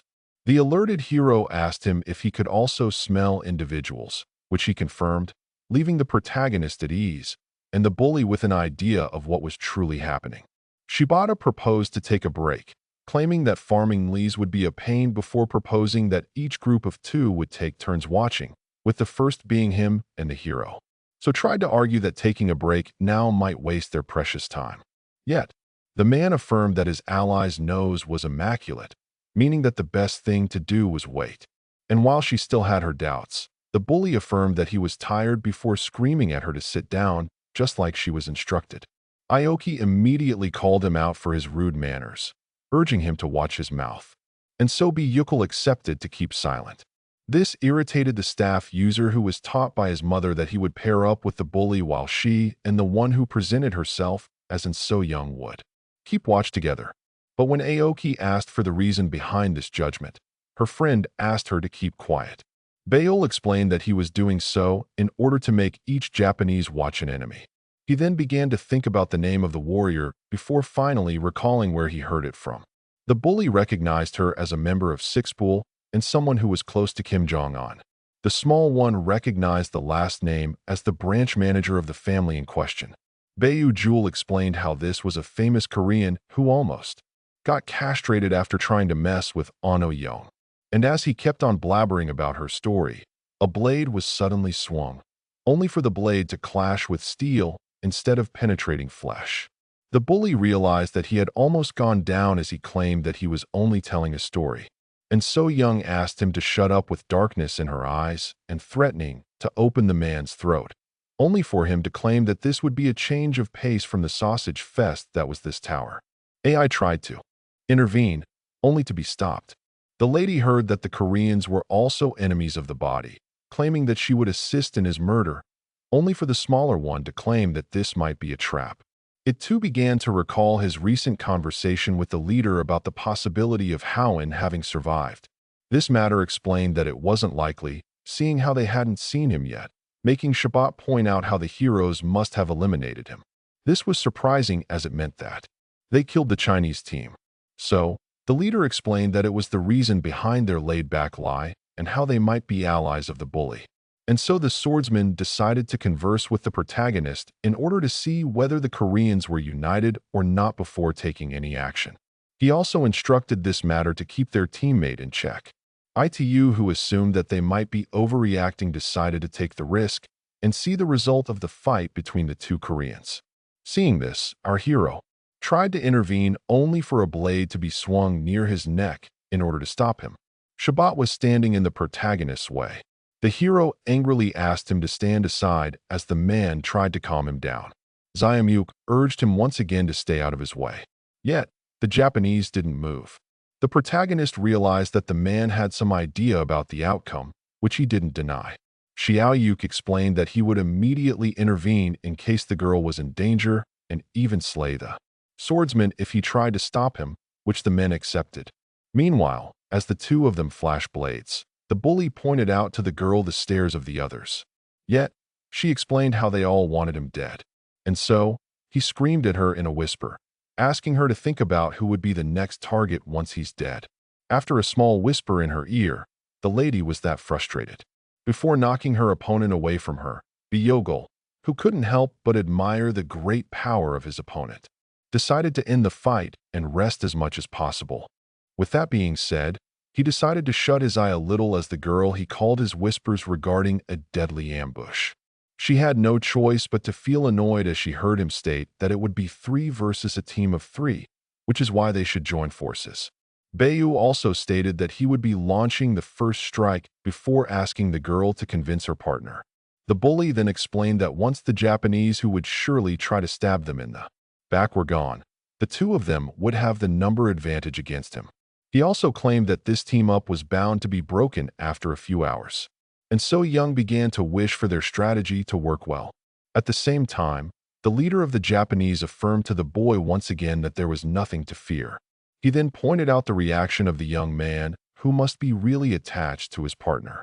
Our hero tried to deny the allegations, claiming that they needed to stick together in the face of the Chinese, only for Shabbat to crack an evil smile and affirm that the boy was lying regarding Howen and his team still being alive. A chill ran down the young one's spine upon seeing that he had been discovered. The hero tried to insist, claiming that the Chinese were still a threat, only for the man to ask him to stop with the lies. And so, the man began to state every detail of the young man's plan that was ruined upon realizing that the Japanese were in fact smart and tricky. He also pointed out the hateful look that the hero gave the bully, meaning that they were definitely enemies. The protagonist tried to deny everything, claiming that they weren't inside some comic, only for Shabat to reveal that he knew this much due to him being a true Yakuza and a killer who wants to team up with other murderers, leaving the young man baffled. With that being said, the Yakuza proposed that the axe user and his partner team up with them against their common enemy and that they would help them when sneak attacking. Chan Mahuk, who realized that they were being used to lure the bully, asked what would happen if they didn't accept. Shabat affirmed that they were in no position to refuse, affirming that if they did so, his teammates would take care of the young boy's partner, while he, who proclaimed to be powerful, dealt with him. With that being said, the young man was presented with a choice between the Yakuza's protection or siding with the bully. Meanwhile, Bayuch, who was unable to sleep, realized that he was in a tough situation. He noticed that the Chinese team might have been wiped out and suspected the Japanese. The man who was comforted by his hidden wild card realized that the Japanese leader would stab him in the back at the nearest opportunity. Shortly after, the shift of the protagonist and the Yakuza came to an end. Shabat explained how he needed to speak with his subordinate before stating that the hero and his partner might also want to talk a little. Later on, the two of them explained to each other how they were invited by both sides. Shamwyuk explained how the Japanese who demanded an alliance were aware that the Chinese had been wiped out due to some sort of skill. Even so, the lady wasn't surprised, and the idea she had was also the same that the third partner came up with. The hero explained that he had predicted that the two enemy sides would try to fight each other. He then stated that for the plan to work, one needed a one-hit skill like the thrust of the warrior. With that being said, the protagonist affirmed that he had all faith in her and her abilities. The angered Sundara began to panic as she urged the boy to let her go. Our hero was worried about her due to her red face, so she asked him to pay it no mind. With that being said, she apologized for bursting out as such at the bully, claiming that it won't happen again. Yet, to her shock, the hero didn't scold her and affirmed that he had the same reaction as well. With that being said, their small meeting came to an end, and So Young was baffled as he began to walk away. Our protagonist, who realized that he must maintain his composure, decided to rely on his own power, seeing how his skill was useless, as his rank 6 stats had no points in them. And so he decided to have faith in the nails given to him by his good friend, the goblin. Everyone realized that the final clash would occur at the time of the last shift, when the most hated character of all would be inside the straight passage. The bully cracked up an evil smile as he had it all figured out. Shortly after, when the lady took their shift, the marauder explained how they had spent 1 hour and 30 minutes into it. Back then, she decided to ask the protagonist a question regarding his irrational move back, then to save the body from the zombies. So he explained how he did it for the sake of the watches, making her lash out at him as it wasn't what she meant. Shamwyuk explained that he had 3 motives, with the first being that Yoku would have certainly survived the zombie, meaning that playing for his death would be useless. And second, it would be easier to kill him and take his loot. The third reason was something that the hero was ashamed to admit, as he wanted to end the life of the bully who reminded him of his bad past by his own hands. The protagonist was certain that the only way for him to look into tomorrow was to kill the ghost of the past. At first, the young man didn't mind dying. Only now he found himself obsessed with the ranking, and so he apologized for all the problems he caused his partner. Back to the present, the lady prepared her weapon, hoping for the best. She then looked at the staff user, knowing full well that she had to end her with a single strike. In order for the plan to work, each side must consider the hero's allies, as the sneak attack would occur once the bully is positioned at the middle of the battlefield. Without the Japanese leader, he would try to betray the most hated one here, while Byoka was certainly trying to target a single individual on the Japanese team. The first phase of the plan would be to pretend to be allied with the bullies, meaning that the lady would have to kill the staff user, as no newbie could parry her thrust. And seeing how her partner was tasked by the Yakuza to kill the bully, it means that no one would be around when the protagonist ambushed this matter. This should result in our heroes uniting in a 3-way battle against the 2 other survivors. The worst of cases could join forces. So Young realized that taking the first blood was crucial, as well as dominating the exit in order to retreat if needed. Just then, someone woke up the bully who asked if it was now morning. Chia Muyuk affirmed that it was high noon. Baeol explained that he found the protagonist funny, which was his only redeemable quality. With that being said, the delayed bully went to proceed with his shift. And so, the Yakuza crashed his weapon, standing ready. Our hero did the same as he firmly grabbed his axe. Bayuch tried to converse with Itu, who was having none of it. Meanwhile, the ladies noticed that the disgusting one was drawing near.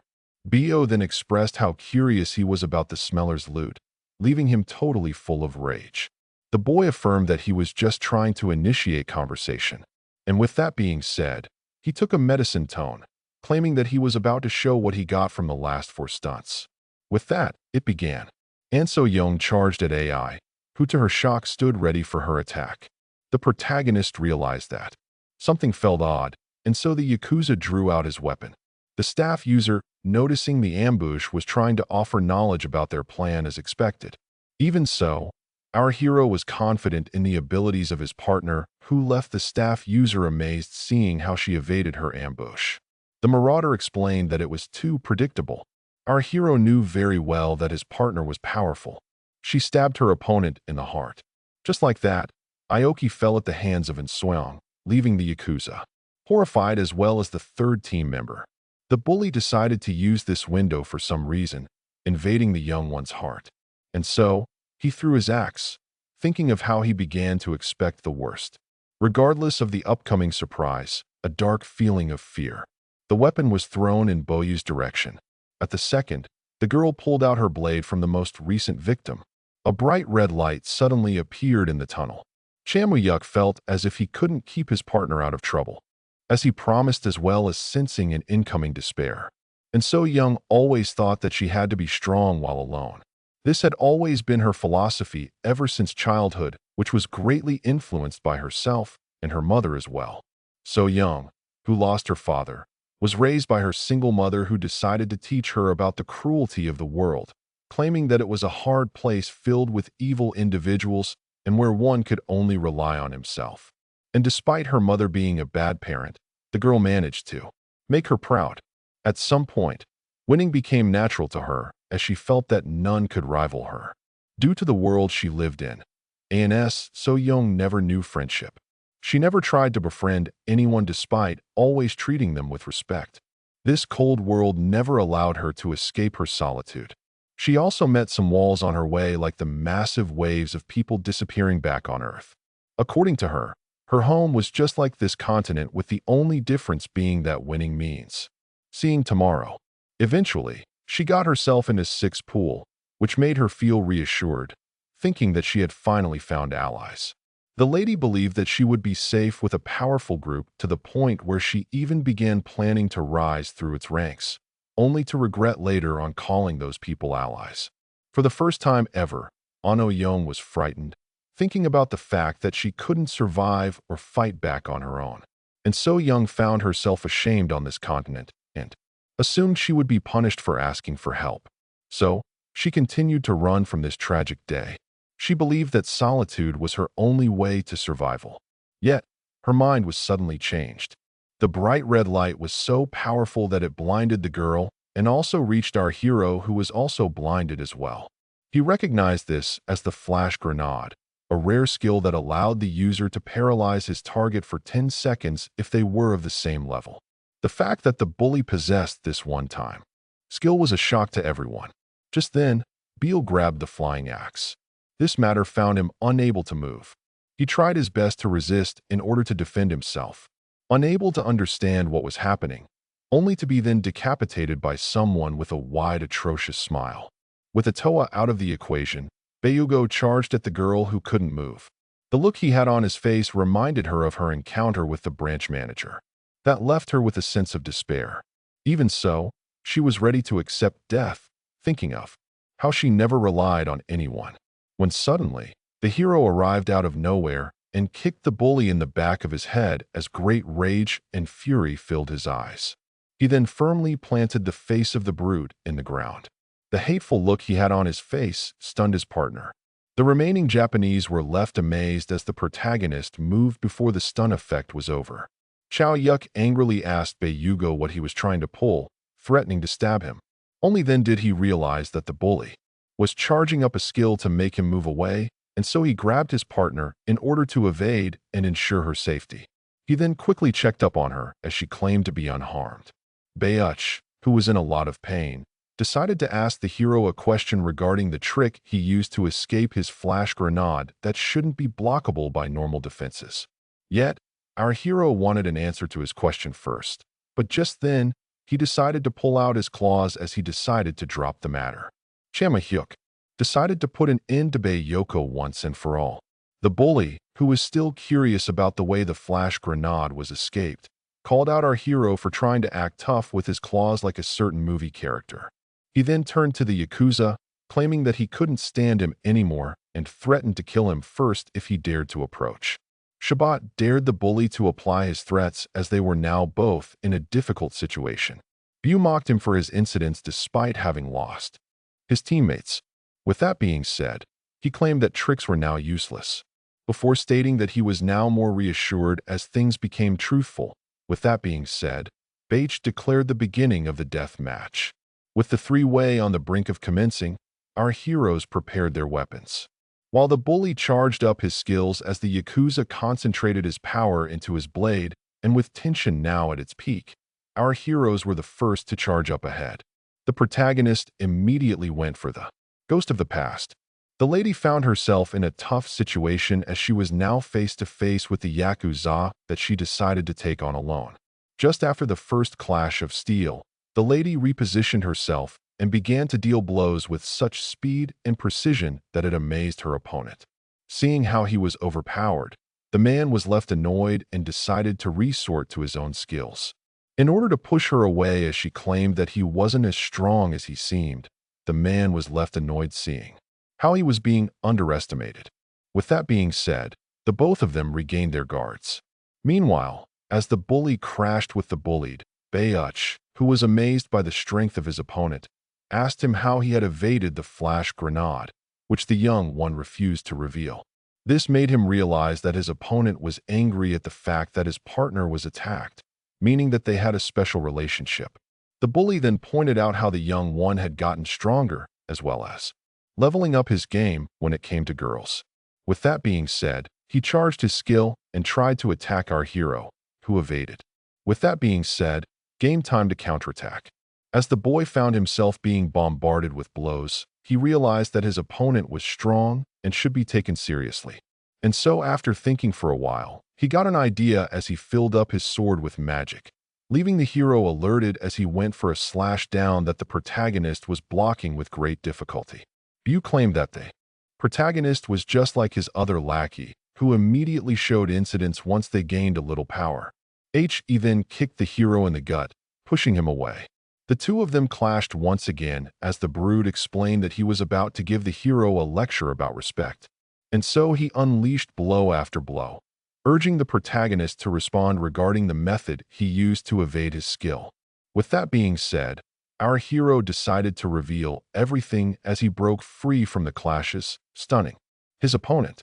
Shamwyuk explained that it was due to his superior rank that he was able to evade the flash grenade, making the bully realize that his opponent was now a rank 6, a fact that he simply couldn't accept. He was also overwhelmed with a mysterious emotion that made him feel that every blow of the claw could result in his death. Just then, our hero landed the strike, making his opponent bleed and leaving him amazed as he managed to injure him despite his strengthening skill. Bayuch was left, baffled yet decided to concentrate on the battle as the next hit could be lethal. And so he decided to use his exclusive skill that allowed him to seal the points of his enemy's stats for a small period. With that being said, the bully affirmed that it doesn't matter how powerful the protagonist was, as he would now be taking control of his power. Yeah, just as the skill reached its target, it suddenly disappeared. The caster couldn't believe his eyes. Chamuyuk explained how he had predicted this outcome before stabbing his opponent in the chest. And upon seeing how confused he was, he explained how all of his stats had no points left for him to steal. Seeing how they had all ranked up back to the confrontation between Shibata and in So Young. The Yakuza imbued power into his blade before unleashing a powerful strike that his target evaded at the last second. Seeing how fast his opponent was made, the man assumed that she had invested a lot in her speed stat. The lady then played her opponent for his power that could finish her in one blow, claiming that it was too much for a newbie. So he explained how he was being sponsored, the man that he called his time on Earth, claiming that he was making everything with his blade mastery. The lady realized now she knew this was an attack skill, and so her opponent cracked a smile before creating a copy of himself, leaving her baffled. The Yakuza was certain that she wouldn't be able to dodge this attack. As both copies charged at her at once, the girl realized that she was in a difficult situation as she evaded the first blade only to be hit by the second. The man began to smile upon injuring her shoulder. Shabat stated that it was his skill, the art of an assassin, that was rather effective against speedy opponents. He then explained that speed was important, but not invincible. The Yakuza then explained that he would kill her, followed by her partner, in order to become the number one.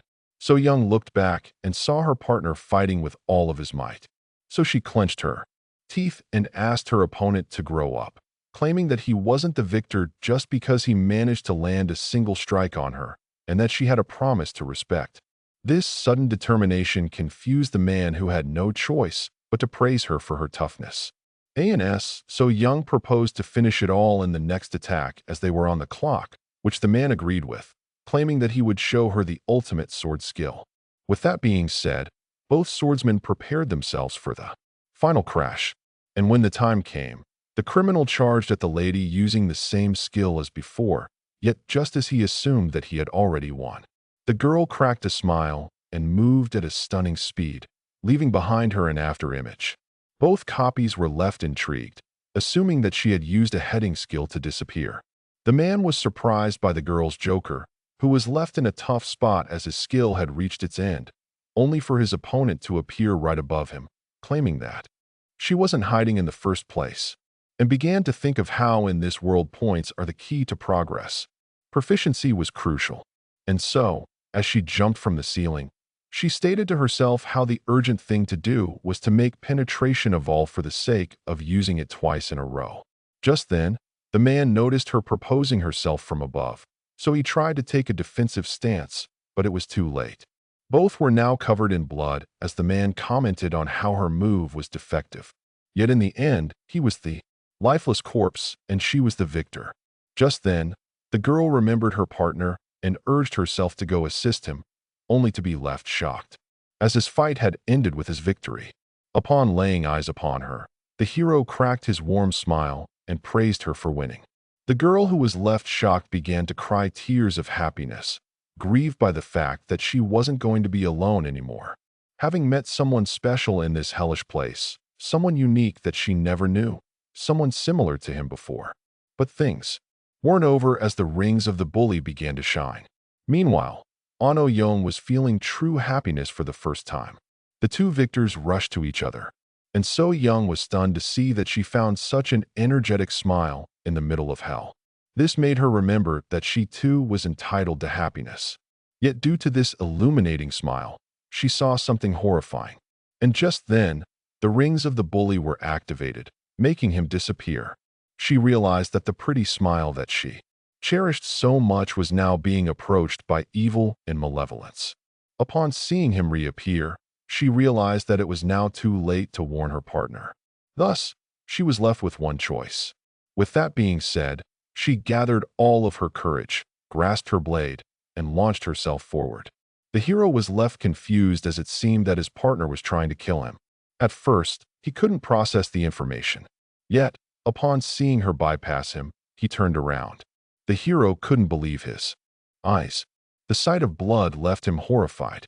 Bae-Yugel and So Young had stabbed each other. The bully was left confused as he had completely, but the girl affirmed that he could never erase or hide the evil aura that he was emitting. This greatly frustrated the man who tried to go for the final blow only to be stabbed in the face by the claws of the protagonist. Bio had finally and truly met his end. But unfortunately, the great warrior also fell to the ground, leaving her partner to hold her in his hands. Seeing her bleeding so much, Chamuyuk desperately decided to resort to the medicine he had, only to be stopped by the lady, who affirmed to him that she couldn't be saved anymore. And since her doom was inevitable, she asked him to stay with her just a little longer. The protagonist broke down in tears, claiming that this would have never happened if he had properly killed his opponent. But the fact that the bully got back up was something that no one could have expected. Some claimed that she didn't blame him as he allowed her to repay the favor. But the crying hero affirmed that there was nothing to pay back and that he only did what was normal. The lady revealed that this wasn't what she was talking about, as saving a life wasn't something out of the ordinary. Chamuyuk was left confused, so she explained how she had a hard time making friends. But then she came to this world where she had to only rely on herself, which is why she doesn't regret sacrificing herself for him. So young than the protagonist, who leaned closer for the first and final kiss. She then recalled the time she revealed to him how she wanted to stick with her valors forever. But seeing how she failed to do so, she backed the hero to fulfill this dream for her sake. And with that being said, she finally let it go and bid him farewell with a smile one last time, leaving Cha Mui broken and in tears. Shortly after, in the dark abyss, the enforcer was peacefully drinking tea when he was approached by none other than the winner himself, whom he greeted with a smile. The protagonist didn't speak a word in response as his eyes were dead. The demons then pointed out that the contestant must be exhausted, which is why he invited him to sit. It then explained how it hadn't witnessed such a spectacular final in a long time. This made the hero realize that the entire match had been watched by the enforcer, who was particularly pleased with him and his late partner kissing. The demon then began to explain that he had skipped the watering parts and went straight to day 8. This earned him the protagonist to stand up and place his claws near his face. Despite his smile, anger came out of the demon's eyes. Chao furiously ordered him to shut his mouth as they were not here for his amusement. He asked the hero if he had taken any watches, particularly the one of his late partner. Yet, he was unable to respond. The enforcer knew that he had offended the protagonist, who, according to him, no matter what he collected and acted tough, was still not convincing. He said those words with a malefic smile. The creature that accused the young man of acting like one of those sad heroes from the shows was going to repent for taking the stuff of his late partner. Our hero didn't like to deny the accusation. Yet, he claimed that due to the system that the demons had created that allowed them to loot corpses, it was the only thing for him to do, to take a piece of the dead with him. The protagonist then asked the demon to not pretend as if he knows about humans, seeing how he had driven them to the edge without giving them a clear explanation of the rules, claiming that this made the demon unconvincing as well.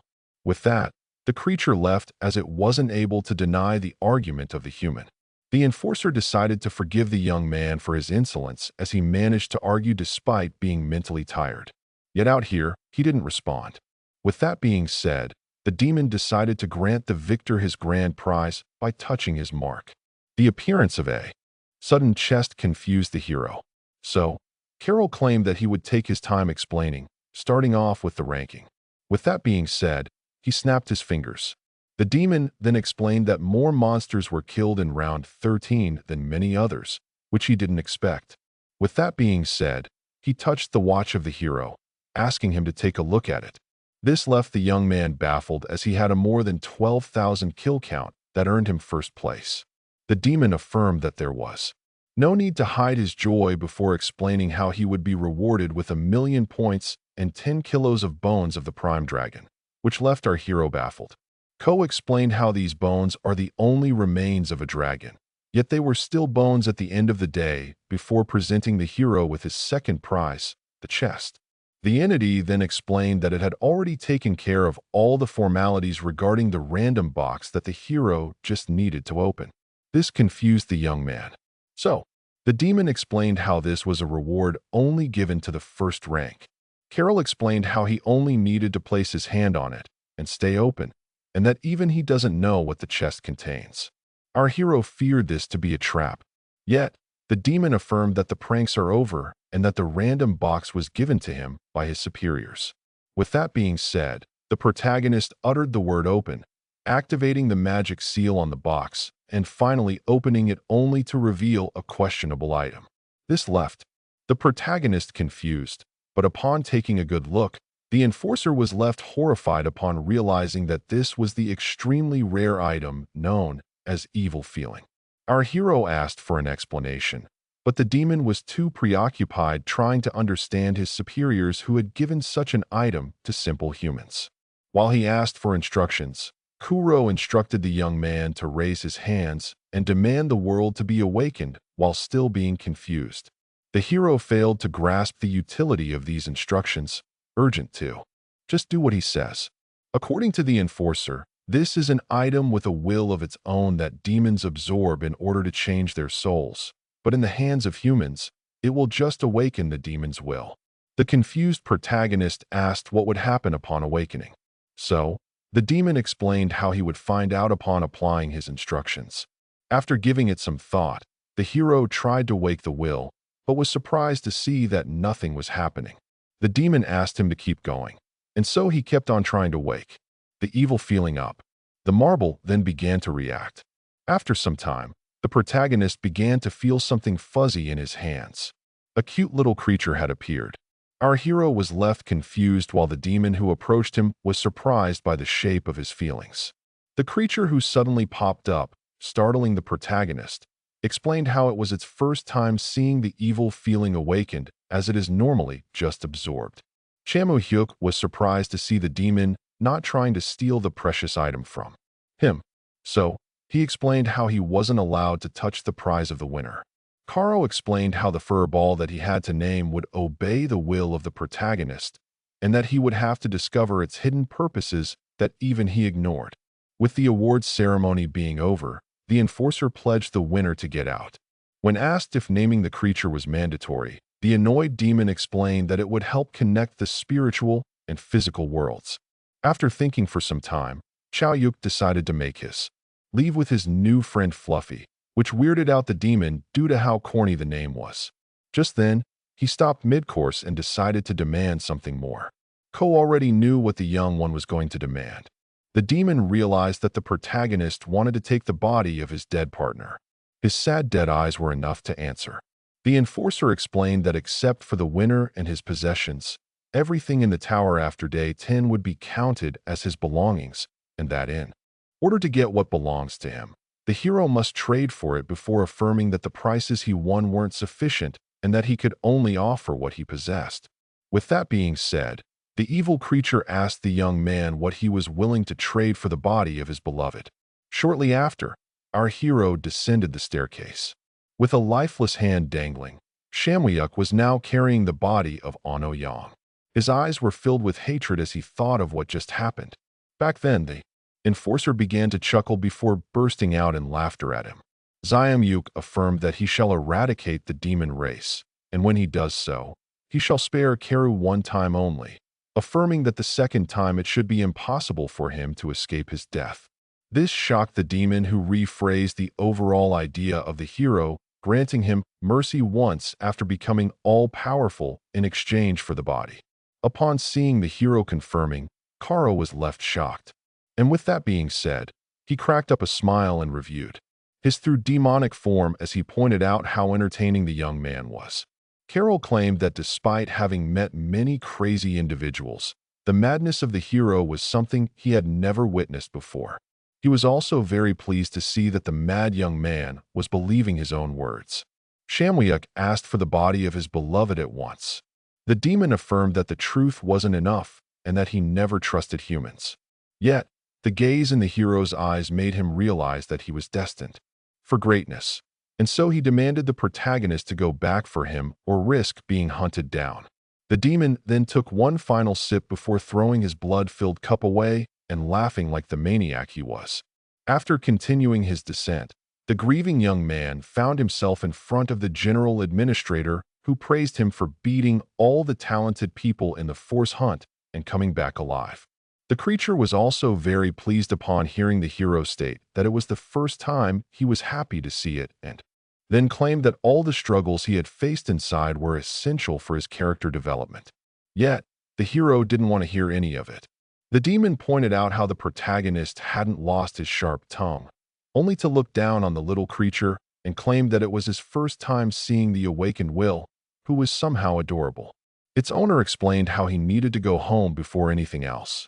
This confused the blonde one, so the protagonist explained how he wanted to give the lady some rest. The demon was annoyed by this humanity. It then asked him to keep a low profile, as seeing the only survivor of the hunt arrive will surely cause a fuss. Chama-hyuk decided to keep that in mind before fast dashing outside. The demon, who was surprised by this speed, assumed that the hero had acquired a skill ring that makes him emotionless, but quickly shook off the idea. Shortly after, our hero returned, leaving the demon, who asked him what he needed, surprised as it took him only 30 minutes. The young man wanted to firstly assert the value of all the items he had gathered inside the dungeon, as well as the tokens. But as he claimed that it would take him some time to take everything out, the general administrator explained how he would be doing everything by himself. Upon taking a look at the demon, he was left shocked, as aside from his reward, he had earned a total of 14,700,000 points.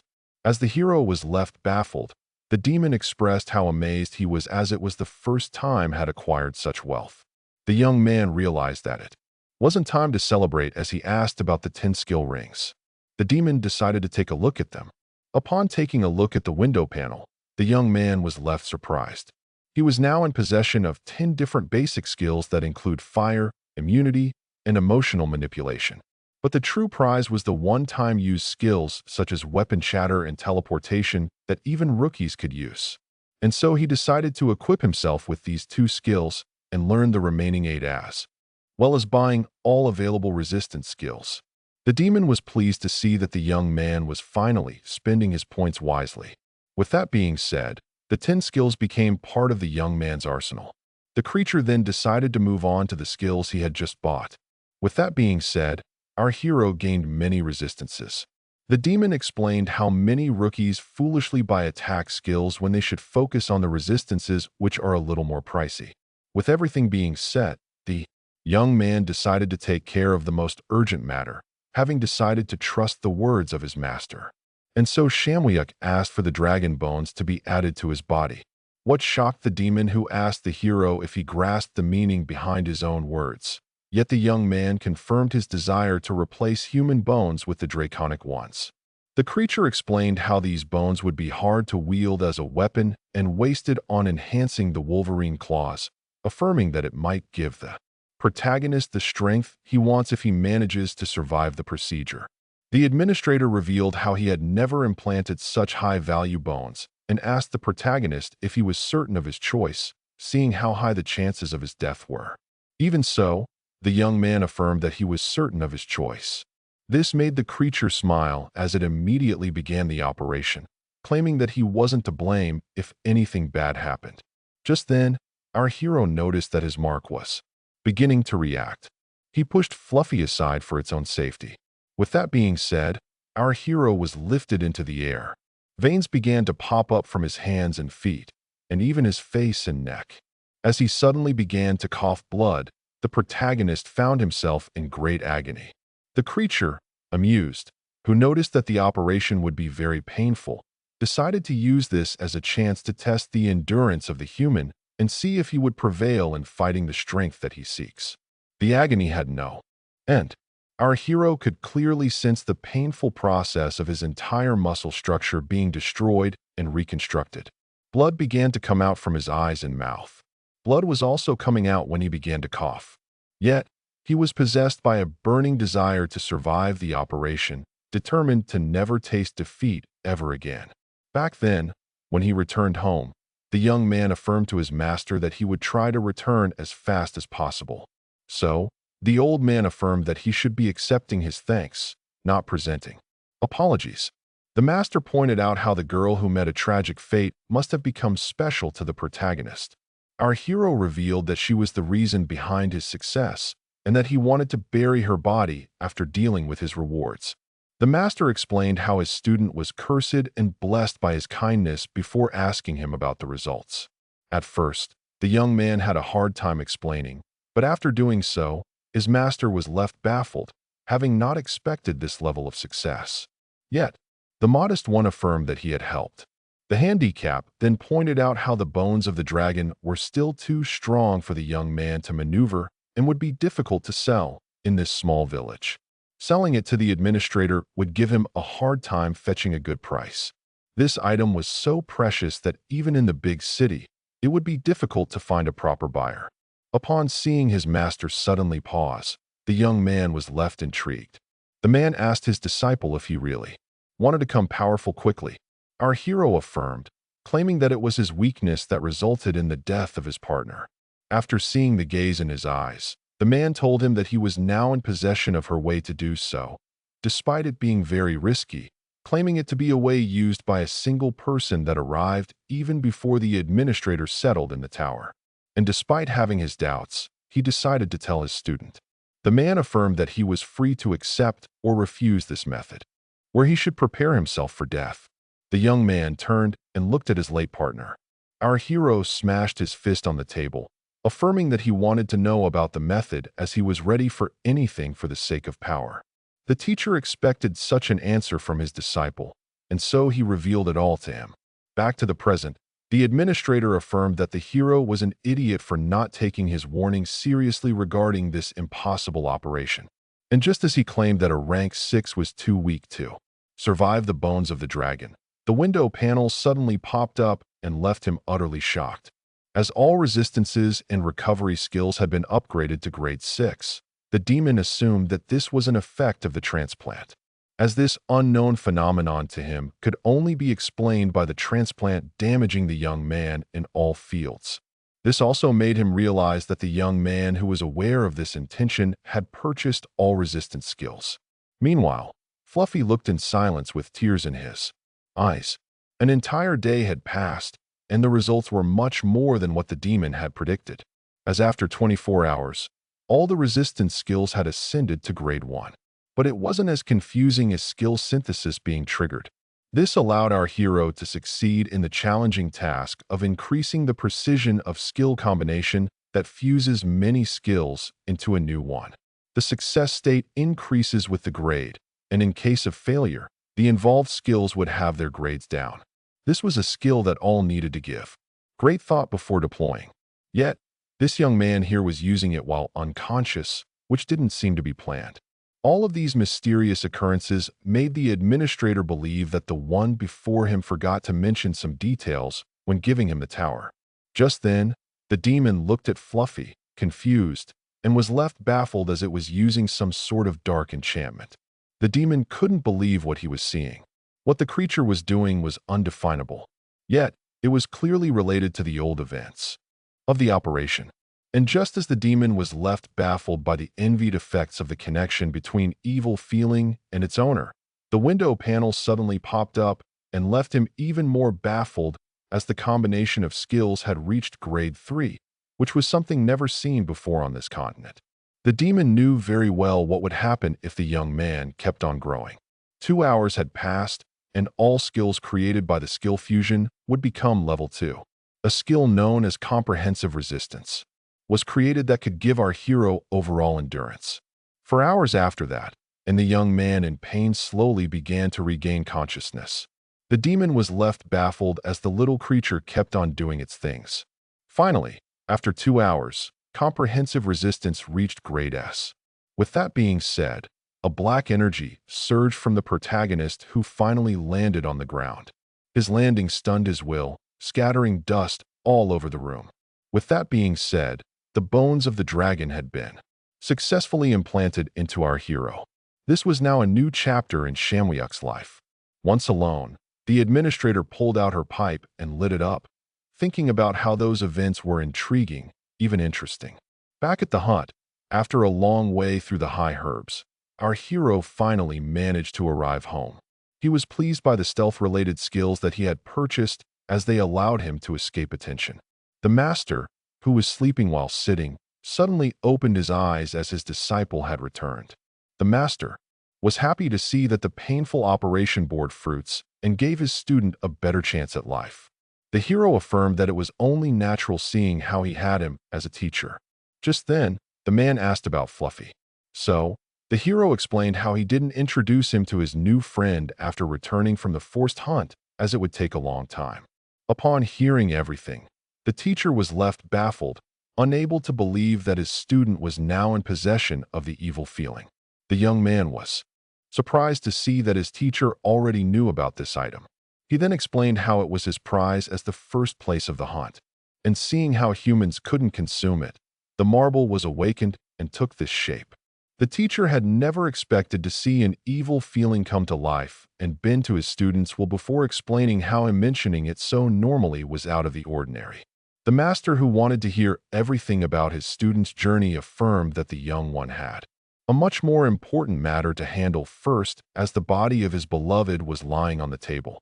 The man then explained how he had taken the necessary precautions in order to prevent the body from rotting, stating that despite only having one leg left, he still had some skills he could put to good use, earning him the gratefulness of his student, who gently picked up so young. Shamwyuk apologized for delaying to hear this long. When asked where he wanted to bury her, the hero revealed to have a peaceful, isolated place in mind. With that, the master asked him then to let her farewell and return. The protagonist expressed his gratitude towards the man who looked after his partner, only for him to state that no thanks were needed. And so he picked her up and went to bury his beloved. It was now dawn. Our hero stood in front of the tree, remembering the good old days, and the first time he met the girl, this tree separated their hunting territories. Our hero apologized for having entered her domain. He then apologized for burying her in the soil, as graveyards usually attract grave robbers, promising to bury her later somewhere better. The protagonist, who claimed to be trustworthy, affirmed that with his progression, he would be back soon. He then presented his claws to the girl, claiming to have upgraded them to grade 1 and that they were very much efficient. The hero recalled how she once accused him of stealing this weapon from the movies, making tears roll down his eyes. Even so, he quickly dried them up, affirming to his partner that he would be all right and that he still remembered her words. The protagonist was determined to fulfill their promise regarding taking down the demon god before coming back for her. And so he bid her farewell until their next reunion, asking the little marble to follow. But Fluffy turned his gaze and found Anso Young sitting nearby. The spirit then waved goodbye. And with that being said, the evil feeling began to follow his master. A gentle smile was drawn on her face as she wanted her partner to lighten up. While walking through the forest, the young man began to think of how during the operation, he lost consciousness multiple times to the pain and could only feel darkness and great agony. But somehow in the madness of unconsciousness, he could only see her pushing him to keep going. The young man claimed that this unfated death gave him courage, seeing how the lady overcame all obstacles and deserved to take on the demon god.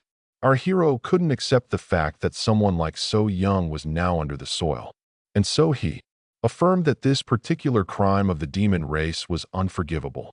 Later on in the Aspel village, it was stated that the monthly rent was 200,000 points with ejection the day of the delay, and that requests for getting servants were acceptable. This is what Lyril, the demon in charge of the tower, said to our hero before asking him to get out of the tower. But the protagonist stated that she was only repeating her words from yesterday and asked her if there was anything new, only to be met by the same coldness. Our hero began to think of all administrators' bad personalities who should show some more hospitality, seeing how their job was to provide kindness. Even so, the protagonist was glad that the papers weren't too difficult. Shamwyuk was now living inside a village, thinking of how due to him being the only rookie alive, he would be hunted down by the clans that sponsored the others. Moving to another village was something forbidden to first years, which is why he had no choice but to buy an advance as a village colonist, like a second year. Despite the procedure being expensive, our hero claimed that it was worth the risk as they had the freedom to choose. The modest house that he purchased was more expensive than his old home and would serve as a base inside this village. The protagonist returned. He began to think of how he wanted to give the best care to his master. He claimed that Mr. Koo was an expensive caretaker that he hired to go on long journeys without worrying about his master. He should drop the formalities and call him by his name. The current caretaker seems to be from the orc race despite his looks and takes his job very seriously. Just then, The master called out his student for relying too much on his evil feelings before stating that he didn't need care and that his students should just focus on becoming stronger. This made the caretaker feel as if he was not needed. So the teacher tried to clear them as understanding as our hero explained that.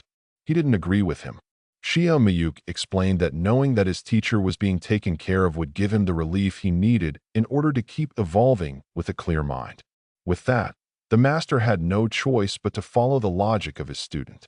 Shamu Hyuk explained how he was now strong enough to not be constantly worried about overspending his points in order to reassure his teacher. The man then pointed out how powerful his student, who asked the orc in the magical item to play in the garden, had become, revealing that he had expected him to become rank 6, and that it was a total surprise to see him surpass rank 6 by a lot.